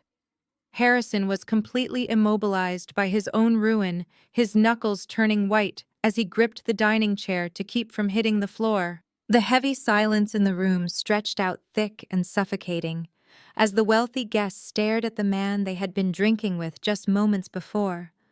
The illusion of the untouchable patriarch was dead. Seeing his father-in-law utterly destroyed, Donovan decided to intervene. He stepped away from the mahogany bar, his chest puffed out as he desperately tried to project the commanding presence of a Silicon Valley executive. He reached into the inner pocket of his tailored suit and pulled out his phone, holding it up for the entire room to see. "This has gone far enough," Donovan said, his deep voice cutting through the quiet room. His tone was laced with forced authority, trying to regain control of a situation that was rapidly spiraling into a nightmare. "You are having a mental breakdown, Naomi. You are standing in our house making baseless accusations and waving around fake documents you printed off the internet. I am calling the police to have you removed for criminal trespassing and harassment." He unlocked his screen and aggressively tapped the keypad, making a great show of dialing emergency services. He looked at me with a smug, challenging glare, expecting me to panic and run before the authorities arrived. He expected me to be intimidated by his presence. I did not move a single inch. I slowly turned away from Harrison and locked my eyes completely onto Donovan. "Call them, Donovan," I said, my voice eerily calm and carrying perfectly across the silent dining room. "Tell them exactly who you are. Tell them how you bounced an IP address from a hospital room while my mother was in a coma to sign a fake electronic will. You hid your tracks well from a lawyer but not from a forensic auditor." Donovan stopped tapping his phone. His thumb froze, hovering right over the screen. The smug, challenging glare vanished from his face in an instant, replaced by a sudden, sharp look of genuine confusion and fear. I took a slow, deliberate step toward him. He thought his technology was untouchable. It was time to show him exactly how fragile his digital fortress really was. You were so incredibly proud of your military-grade encryption. I continued speaking clearly so every guest could hear the exact nature of his crime. You used a virtual private network to bounce your location through 3 different servers in Eastern Europe. You wanted the probate court to believe my mother signed that document from her secure hospital portal. But you made a rookie mistake, Donovan. You focused entirely on the software and forgot about the hardware. You failed to spoof the media access control address. The digital signatures stamped on that fake electronic will traces back directly to the hardware identifier of your personal iPad. The exact same iPad you used at the country club yesterday. Donovan opened his mouth to speak, but his throat bobbed uselessly. No words came out. His phone slowly lowered to his side. And then there is the server in Iceland, I said, taking another step closer. The offshore server you used to host the fake legal portal. Did you really think no one would ever check how that server was being funded? You are a senior cybersecurity executive, Donovan. You lecture corporations on data protection. Yet you paid the monthly hosting fee for your federal cyber forgery using your own personal premium credit card. The card registered to your high-rise apartment in Manhattan. A loud gasp echoed from the crowd. The guests who had been impressed by his tech success earlier were now looking at him like he was a complete amateur who had just brought a federal investigation right to their doorstep. I have the merchant clearing receipt, I stated firmly. I handed it directly to the Internal Revenue Service Criminal Investigation Division this morning. It is currently sitting in a federal evidence locker along with your network logs. You did not just help Harrison steal my inheritance. You committed federal wire fraud, identity theft, and conspiracy to defraud the United States government. The reality of my words hit Donovan like a physical blow to the chest. He literally stumbled backward, his expensive leather shoes slipping against the polished hardwood floor. His back slammed hard against the wooden bar, rattling the bottles of expensive liquor. He stared at me with wide, terrified eyes, his breathing turning rapid and shallow. The arrogant tech bro persona completely evaporated. In that agonizing moment, Donovan realized the true magnitude of what he had done. He was not just going to lose the money Harrison promised him. He was going to lose his security clearance. He was going to lose his lucrative career. His equity in his tech firm was gone. His reputation in Silicon Valley was permanently destroyed. He had risked his entire brilliant future for a piece of stolen wealth. And he had been caught by a woman he had relentlessly mocked for driving a cheap car. Please, Donovan whispered, his voice cracking, completely devoid of its previous power. Please, Naomi, you do not understand.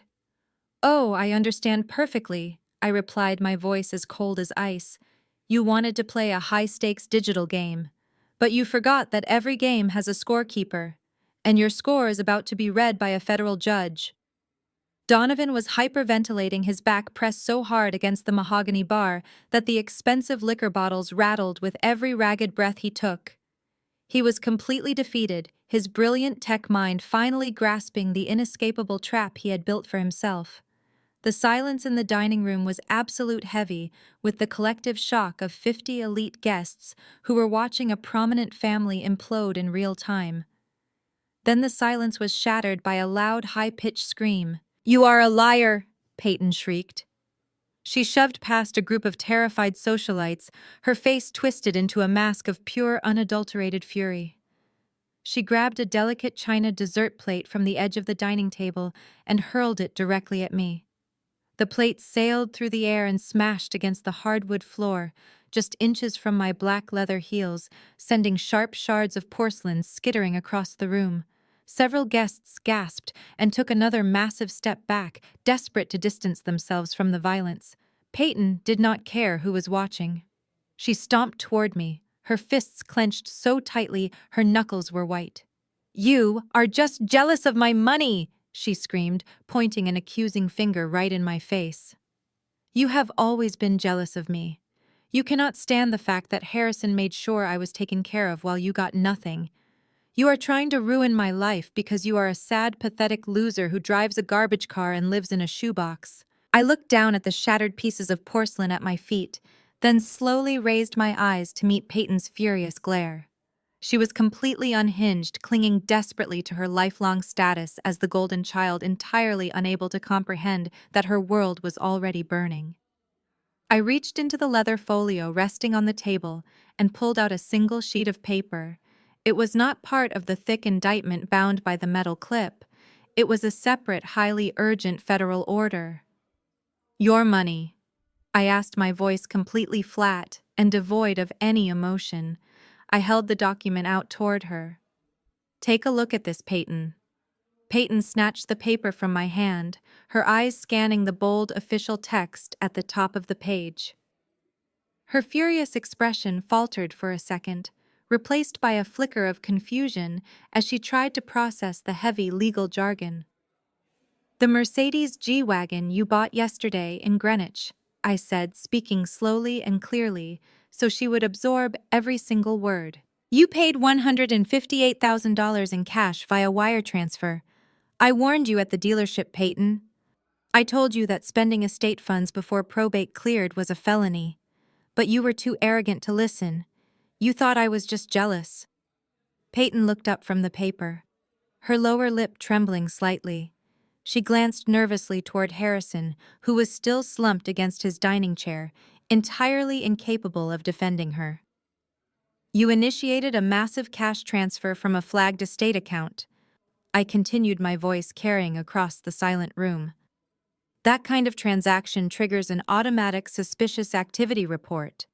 The dealership compliance officer filed the paperwork immediately after you drove off the lot. The federal government traced the origin of those funds straight back to Harrison's fraudulent electronic will." Payton looked back down at the document, her breathing turning shallow as the reality of the words finally began to sink in. "That document you are holding is a federal seizure warrant," I told her. "The dealership called the authorities this morning. That beautiful new car sitting in the driveway right now is no longer yours. It is evidence of domestic money laundering. Furthermore, because you willingly accepted stolen funds and used them to make a luxury purchase, you are officially listed as a co-conspirator." Payton dropped the paper. It fluttered to the ground, landing softly among the broken pieces of the dessert plate. "No," she whispered, shaking her head in denial. "No, Harrison gave me that money. It was my inheritance. I did not do anything wrong." "Ignorance of the law is not a valid defense in federal court," I replied coldly. "The Department of Justice does not care what Harrison told you. They only care whose name is on the fraudulent contract. Your bank accounts were frozen at the exact same time as Harrison's offshore trusts. Every single dollar you possessed is gone. Your credit cards will decline. The car is being impounded. You have exactly $0 to your name, Payton. You are completely broke." Payton stared at me, her eyes wide with absolute terror. The spoiled, entitled stepsister who had spent her entire life looking down on me was suddenly stripped of everything that gave her power. She had built her entire identity on wealth and superiority, and in the span of 5 minutes, I had reduced her to a penniless accessory to a federal crime. She turned toward her husband, desperately seeking someone to save her. "Donovan," she cried out, her voice breaking into a hysterical sob. "Donovan, do something! Call your lawyers! Fix this!" Donovan slowly pushed himself off the mahogany bar. He looked at his wife, his face completely pale and hollow. He let out a harsh, defeated laugh that sounded more like a sob. "Fix this," Donovan muttered, running a shaking hand over his face. "Payton, I am going to federal prison for cyber forgery. They have my IP address. They have my credit card receipts.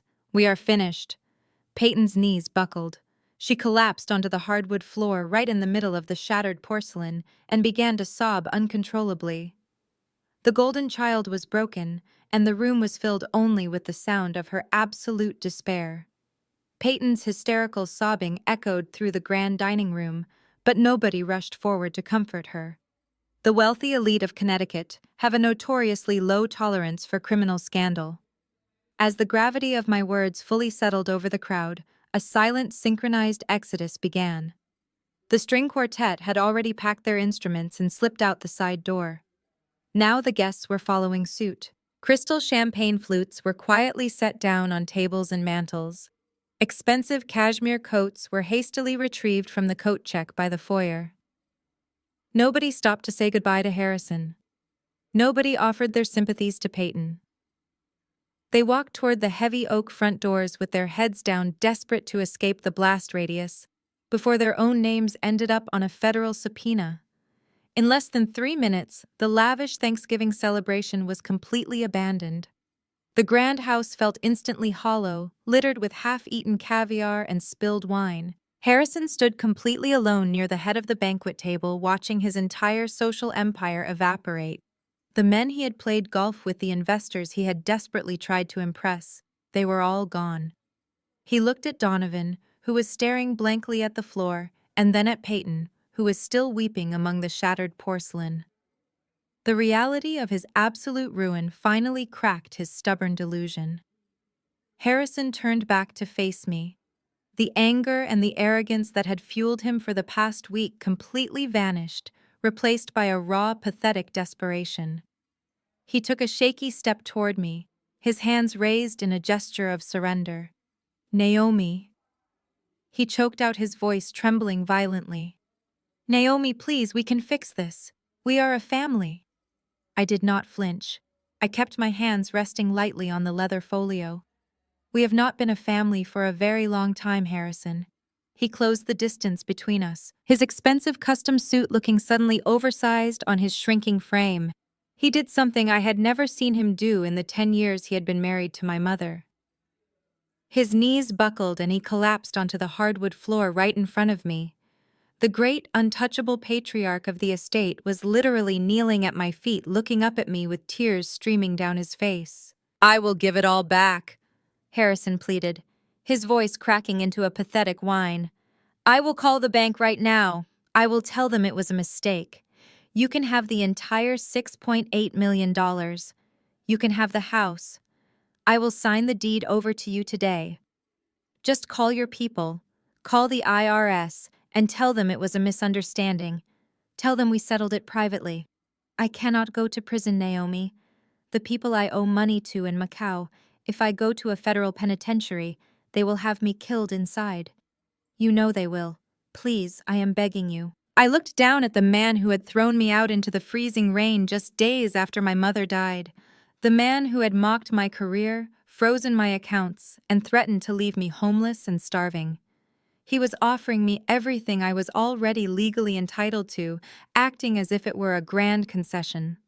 I tilted my head, looking at him with the exact same cold, clinical detachment I used when auditing a fraudulent corporate ledger.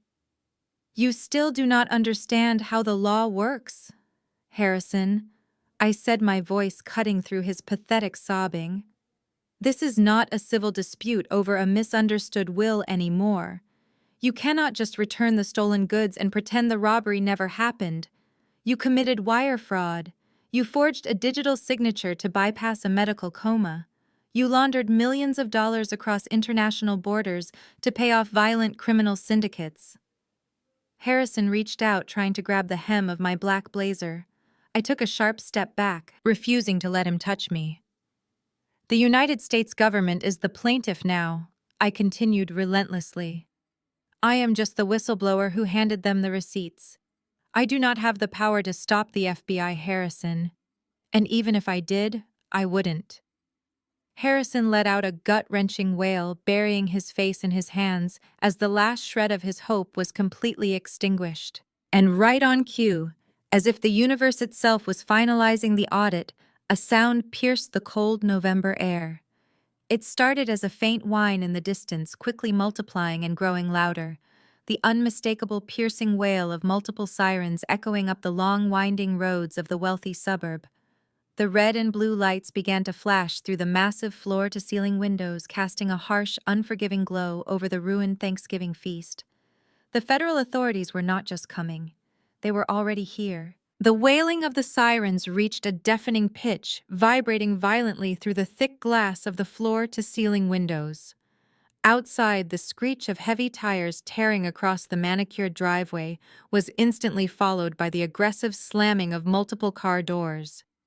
Red and blue lights strobed through the darkness, painting the luxurious dining room in harsh, frantic flashes of color.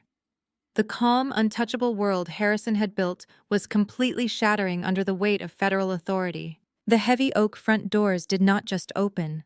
They were shoved violently inward, crashing against the foyer walls with a sound like a thunderclap.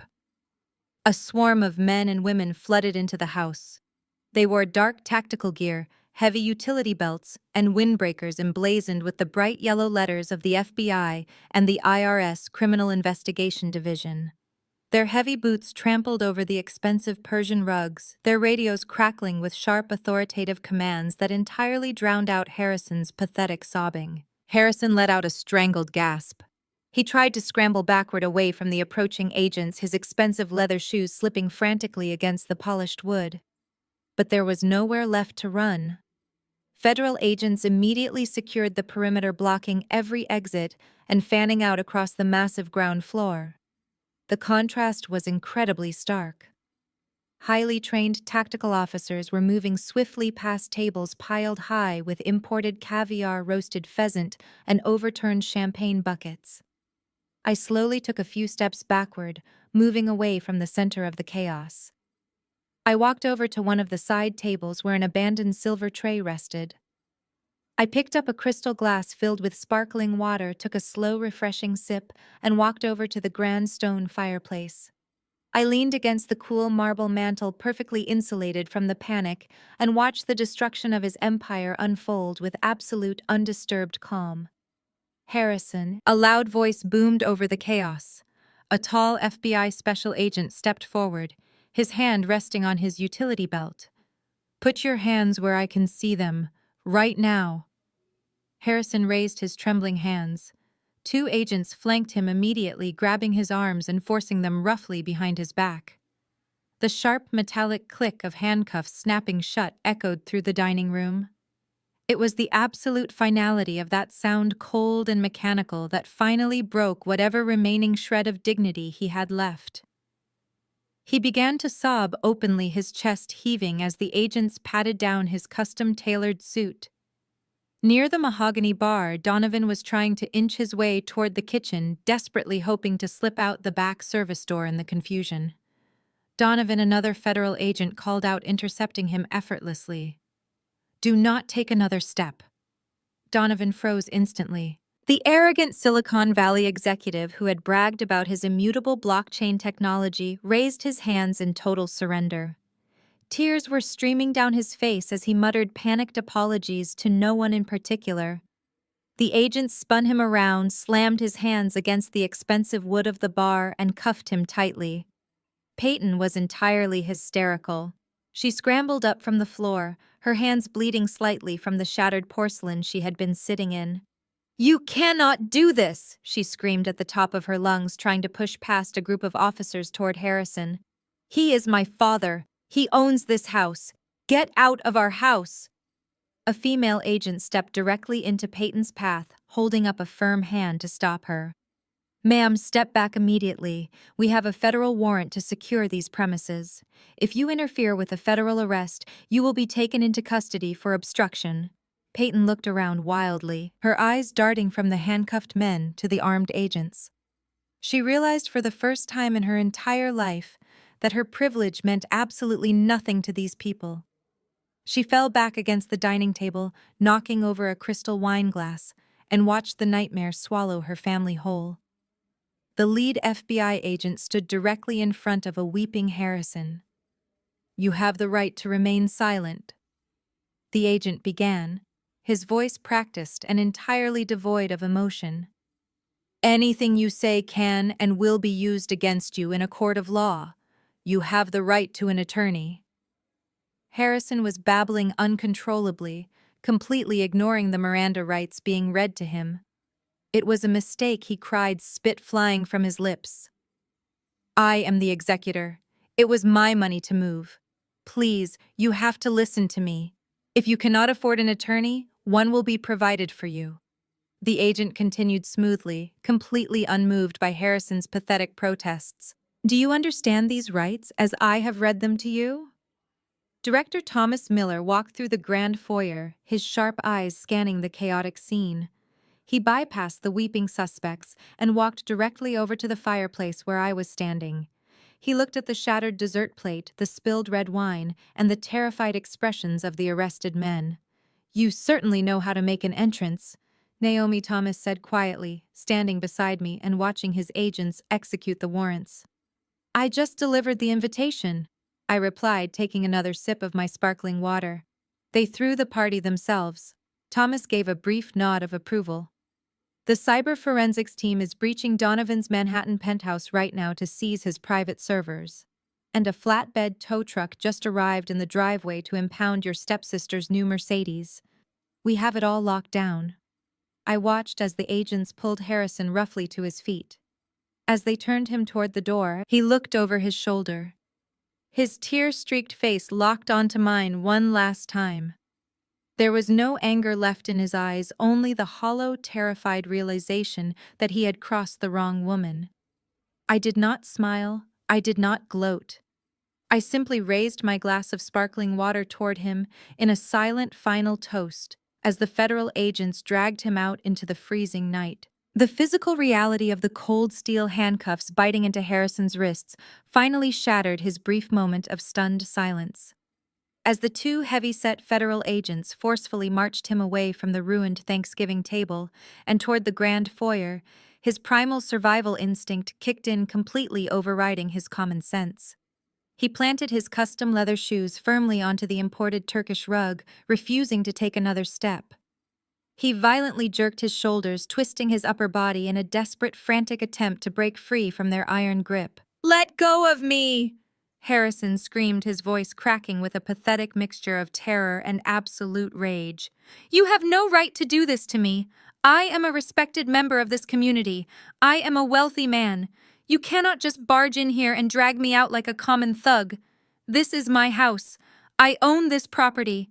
Get out of my house right now." He thrashed wildly, his expensive suit jacket ripping slightly at the shoulder seam.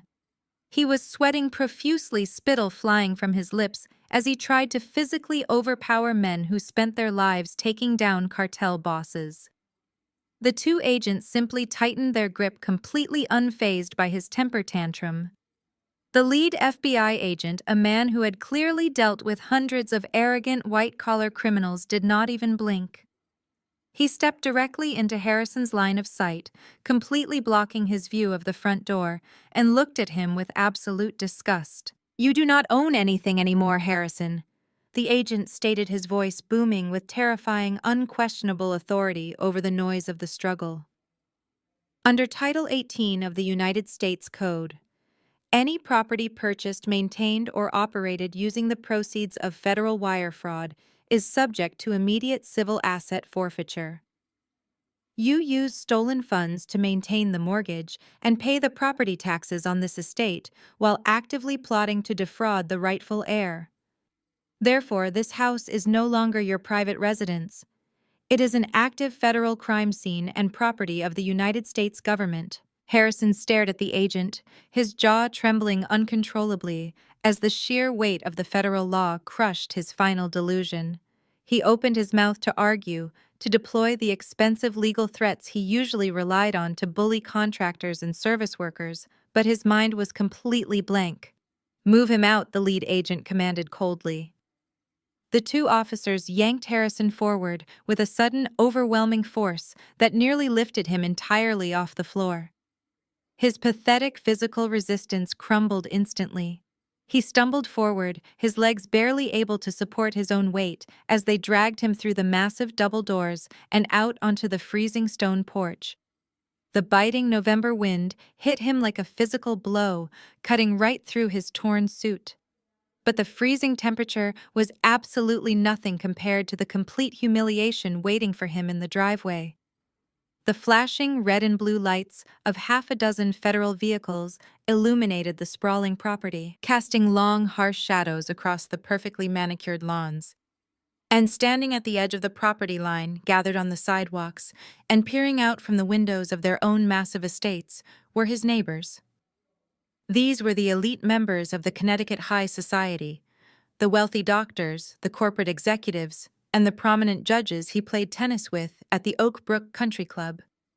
The people he had spent years trying to impress with his fake wealth, his arrogant boasting, and his lavish parties. The guests who had fled the dining room just minutes earlier had clearly spread the word. The entire neighborhood had stepped out into the freezing night to watch his spectacular downfall. They stood there in the cold, their winter coats wrapped tightly around themselves, completely silent, as they watched the great Harrison being frog-marched down his own driveway. There was no sympathy in their eyes. There was only morbid curiosity and deep social disgust. Harrison desperately tried to hide his face, ducking his chin to his chest to avoid their judgmental stares. But the federal agents kept his head up, marching him directly past the crowd of onlookers. He could hear the faint, sharp clicks of smartphone cameras recording every single second of his absolute ruin. By tomorrow morning, the video of him crying in handcuffs would be circulating in every single group chat at the country club. His reputation was not just damaged, it was completely and permanently incinerated. The agents reached the back of a black federal SUV parked near the front gates. One officer placed a heavy hand on top of Harrison's head, forcing him to duck as they roughly shoved him into the back seat. The heavy door slammed shut with a metallic thud, sealing him inside the dark cage-like interior. Through the tinted glass, Harrison was trapped entirely alone with the horrifying reality that his life as a free, wealthy man was officially over. I set my crystal glass down on the marble mantel and walked out of the ruined dining room. The grand foyer was now crawling with evidence technicians meticulously cataloging the stolen luxury items, tagging expensive art pieces, and designer furniture with stark white federal evidence labels. Outside, the freezing November wind had brought a bitter, stinging sleet that coated the massive driveway in a dangerous thin layer of ice. I stepped onto the stone porch just in time to watch two heavily armed agents march Donovan out the front doors. He looked completely shattered. The arrogant Silicon Valley tech executive who had sneered at my cheap suit just yesterday was now shivering violently in his tailored dress shirt, his hands secured tightly behind his back in heavy steel cuffs. "Donovan, you have the right to remain silent," an agent recited loudly over the howling wind, listing off the devastating federal charges of cyber fraud, identity theft, and conspiracy to commit wire fraud. Donovan was not listening to the agent. His wild, terrified eyes scanned the chaotic driveway, darting past the flashing red and blue lights of the police cruisers until they landed on his wife. Payton Donovan shouted, his voice cracking with sheer, unadulterated panic. "Payton, listen to me. Call my firm. Call the senior partners immediately. Tell them I need the crisis management team. Tell them to freeze my equity shares before the federal government seizes them. You have to call them." But Payton did not even look at him. She was standing near the edge of the manicured lawn, her arms wrapped tightly around herself, completely ignoring her husband's desperate pleas for help. She was entirely fixated on the massive, heavy-duty flatbed tow truck that had just backed its way up the long, winding driveway. Its bright amber warning lights cut through the freezing sleet, casting a harsh, pulsating yellow glow over the matte black Mercedes G-Wagon parked near the oversized garage. A federal agent handed a clipboard to the tow truck driver, pointing directly at the luxury SUV. Payton let out a piercing, hysterical shriek and sprinted across the icy pavement. "Stop it!" she screamed, throwing herself directly in front of the massive truck. "You cannot take my car. I literally just bought it today. The dealership gave me the keys. It is mine." "Ma'am, step away from the vehicle right now," the agent ordered sharply, his hand resting instinctively on his utility belt. "This asset is subject to immediate federal seizure under suspicion of money laundering. Do not interfere with the active recovery of evidence." Payton flatly refused to move. She slammed her hands against the cold hood of the Mercedes, sobbing uncontrollably as the freezing sleet plastered her expensive designer dress to her shivering body. She was throwing a massive public temper tantrum, completely incapable of grasping that her lifelong entitlement held absolutely zero weight against a federal seizure warrant. She did not care that her father was currently locked in the back of an SUV facing decades in prison. She did not care that her husband was being aggressively shoved into a separate federal transport van, crying out her name one last time before the heavy steel doors slammed shut forever. She only cared about her stolen status symbol. Two female agents quickly approached Payton, grabbing her firmly by the arms and forcibly dragging her away from the vehicle. She kicked and thrashed her designer heels, slipping on the ice, but they pulled her back effortlessly. The tow truck driver secured the heavy steel chains and hoisted the massive luxury car onto the flatbed with a loud mechanical grinding noise. I walked down the stone steps of the porch, pulling my black coat tightly around my shoulders against the biting cold. I navigated carefully through the maze of flashing police cruisers and walked toward my faded 12-year-old Honda Civic. It was the only car in the massive driveway that was not currently being impounded or cataloged as evidence. I unlocked the door, slid into the driver's seat, and started the engine, turning the heater on full blast. As I put the car into drive, Payton suddenly broke free from the distracted agents. She ran across the slippery pavement and slammed her bare hands violently against my driver's side window. Her face was a mess of running mascara, her perfect blonde hair plastered to her skull by the freezing rain. Naomi Payton screamed through the thick glass, her voice frantic, demanding, and utterly pathetic. Naomi opened the door. "You have to fix this right now. Tell them to give my car back. Tell them I did not know where the money came from. We are sisters. You have to help me." I looked at the woman who had spent her entire life mocking me, belittling me, and gleefully assisting in the theft of my mother's legacy. She was demanding my help without a single ounce of genuine remorse. I did not unlock the door. I did not offer her a single word of comfort. I simply looked her dead in the eyes, pressed the button to roll my window up the remaining 2 inches to seal the car completely tight against the storm, and pressed my foot onto the gas pedal. I drove slowly down the long driveway, leaving Payton standing completely alone in the freezing sleet, her desperate screams fading away into the dark night. 3 months passed since the night the federal government descended on my mother's estate. The freezing sleet of Thanksgiving had given way to a quiet, steady snowfall. I sat comfortably in a plush leather chair inside a pristine glass-enclosed conference room high above downtown Hartford. The environment was completely calm, smelling faintly of expensive roasted coffee and lemon polish. There were no flashing red and blue lights here. There was only the quiet, undeniable power of finalized legal documents. Sitting across the polished mahogany table was my newly retained estate attorney and Director Thomas Miller from the IRS Criminal Investigation Division. The legal battlefield had been completely cleared.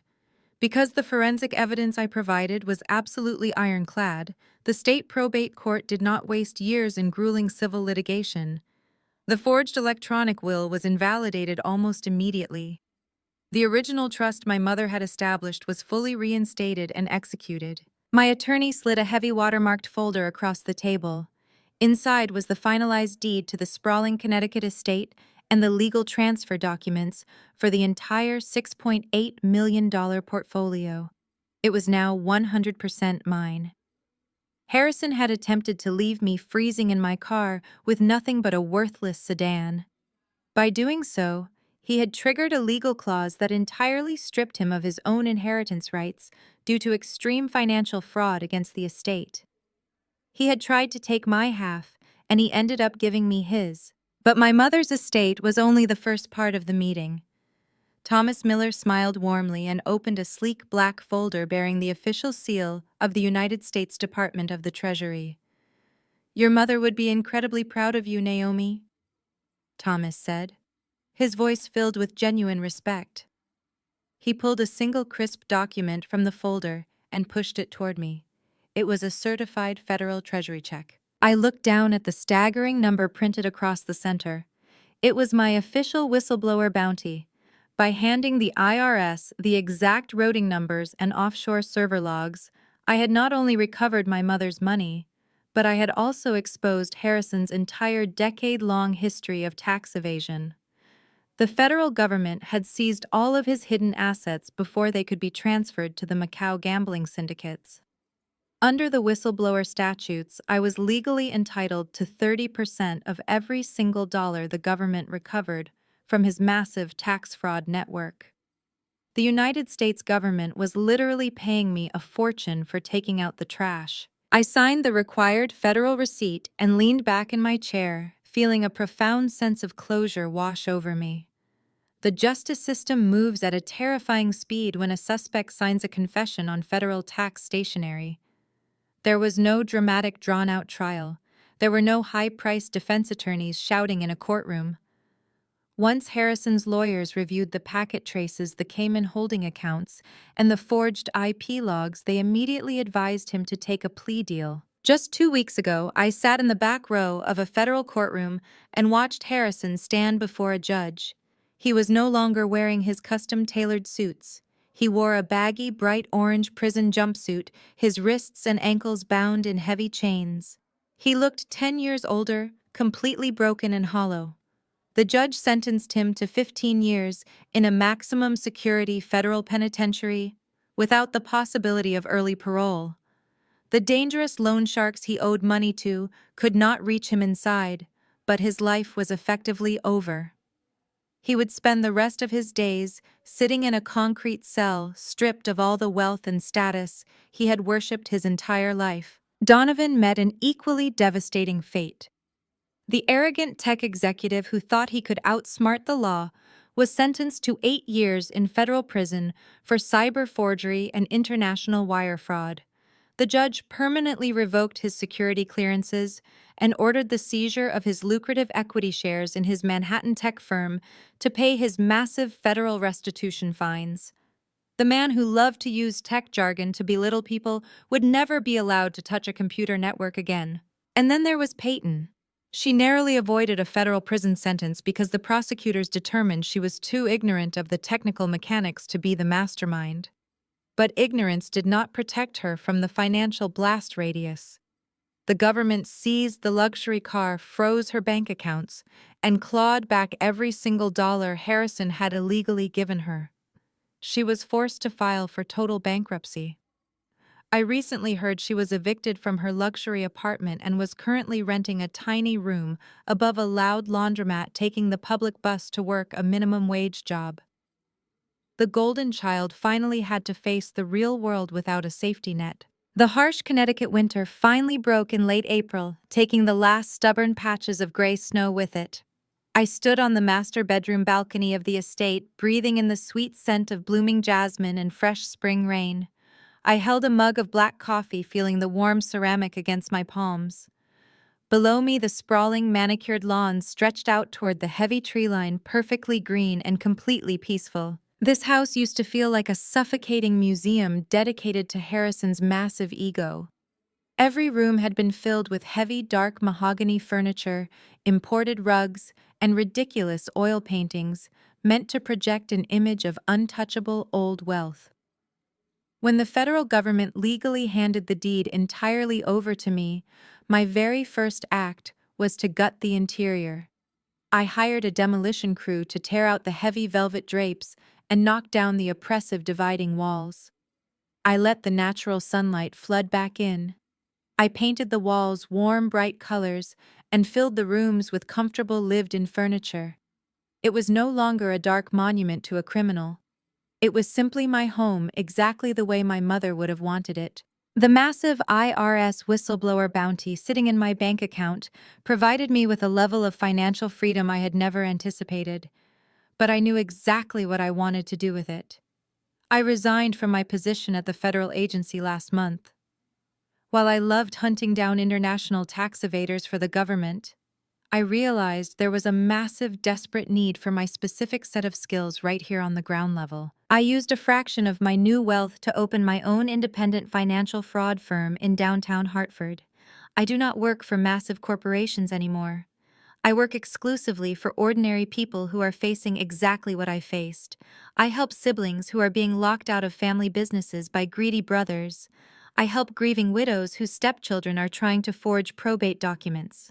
I help the victims of elder financial abuse track down the relatives who secretly drained their parents' retirement accounts. Just last week, I sat across from a young woman who was crying because her uncle had quietly transferred her college trust fund into his own failing business account. She thought she had no options because the local police told her it was a civil matter. I took her case for free. It took me less than 48 hours to trace the wire transfers, compile a devastating forensic dossier, and freeze her uncle's commercial assets.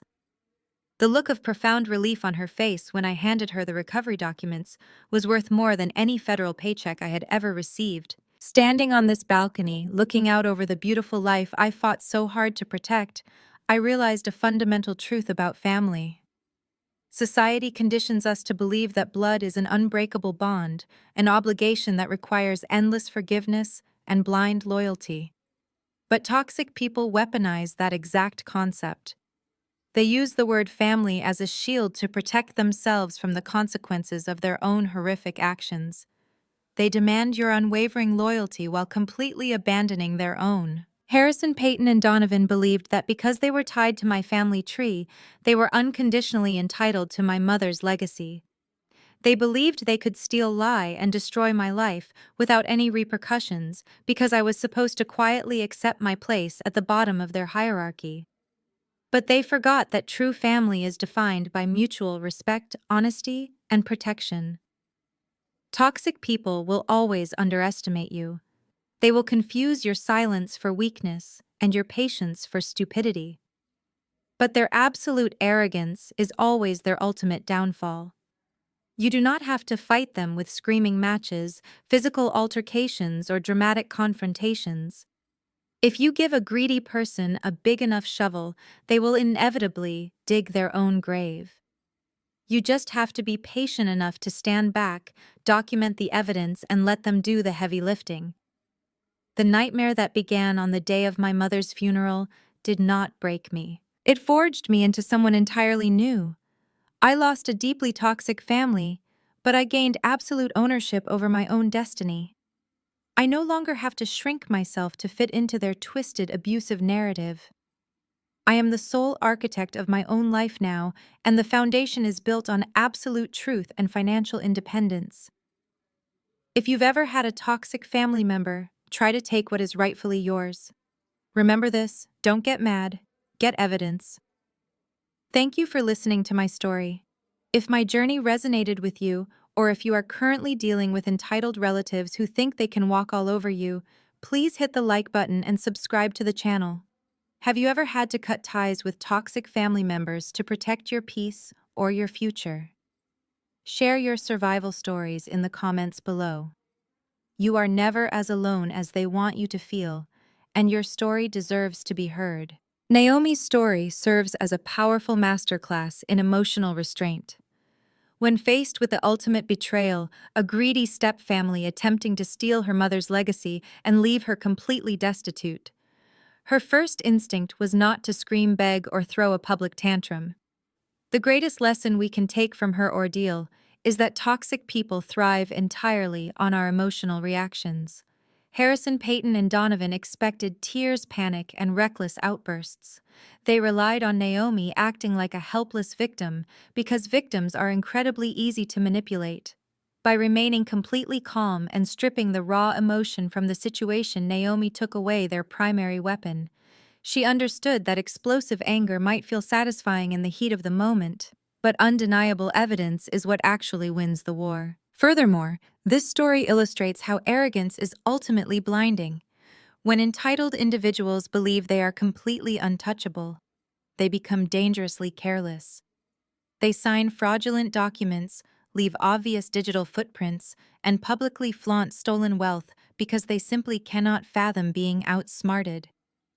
If you give a deeply toxic person enough space, their own hubris will always become their downfall.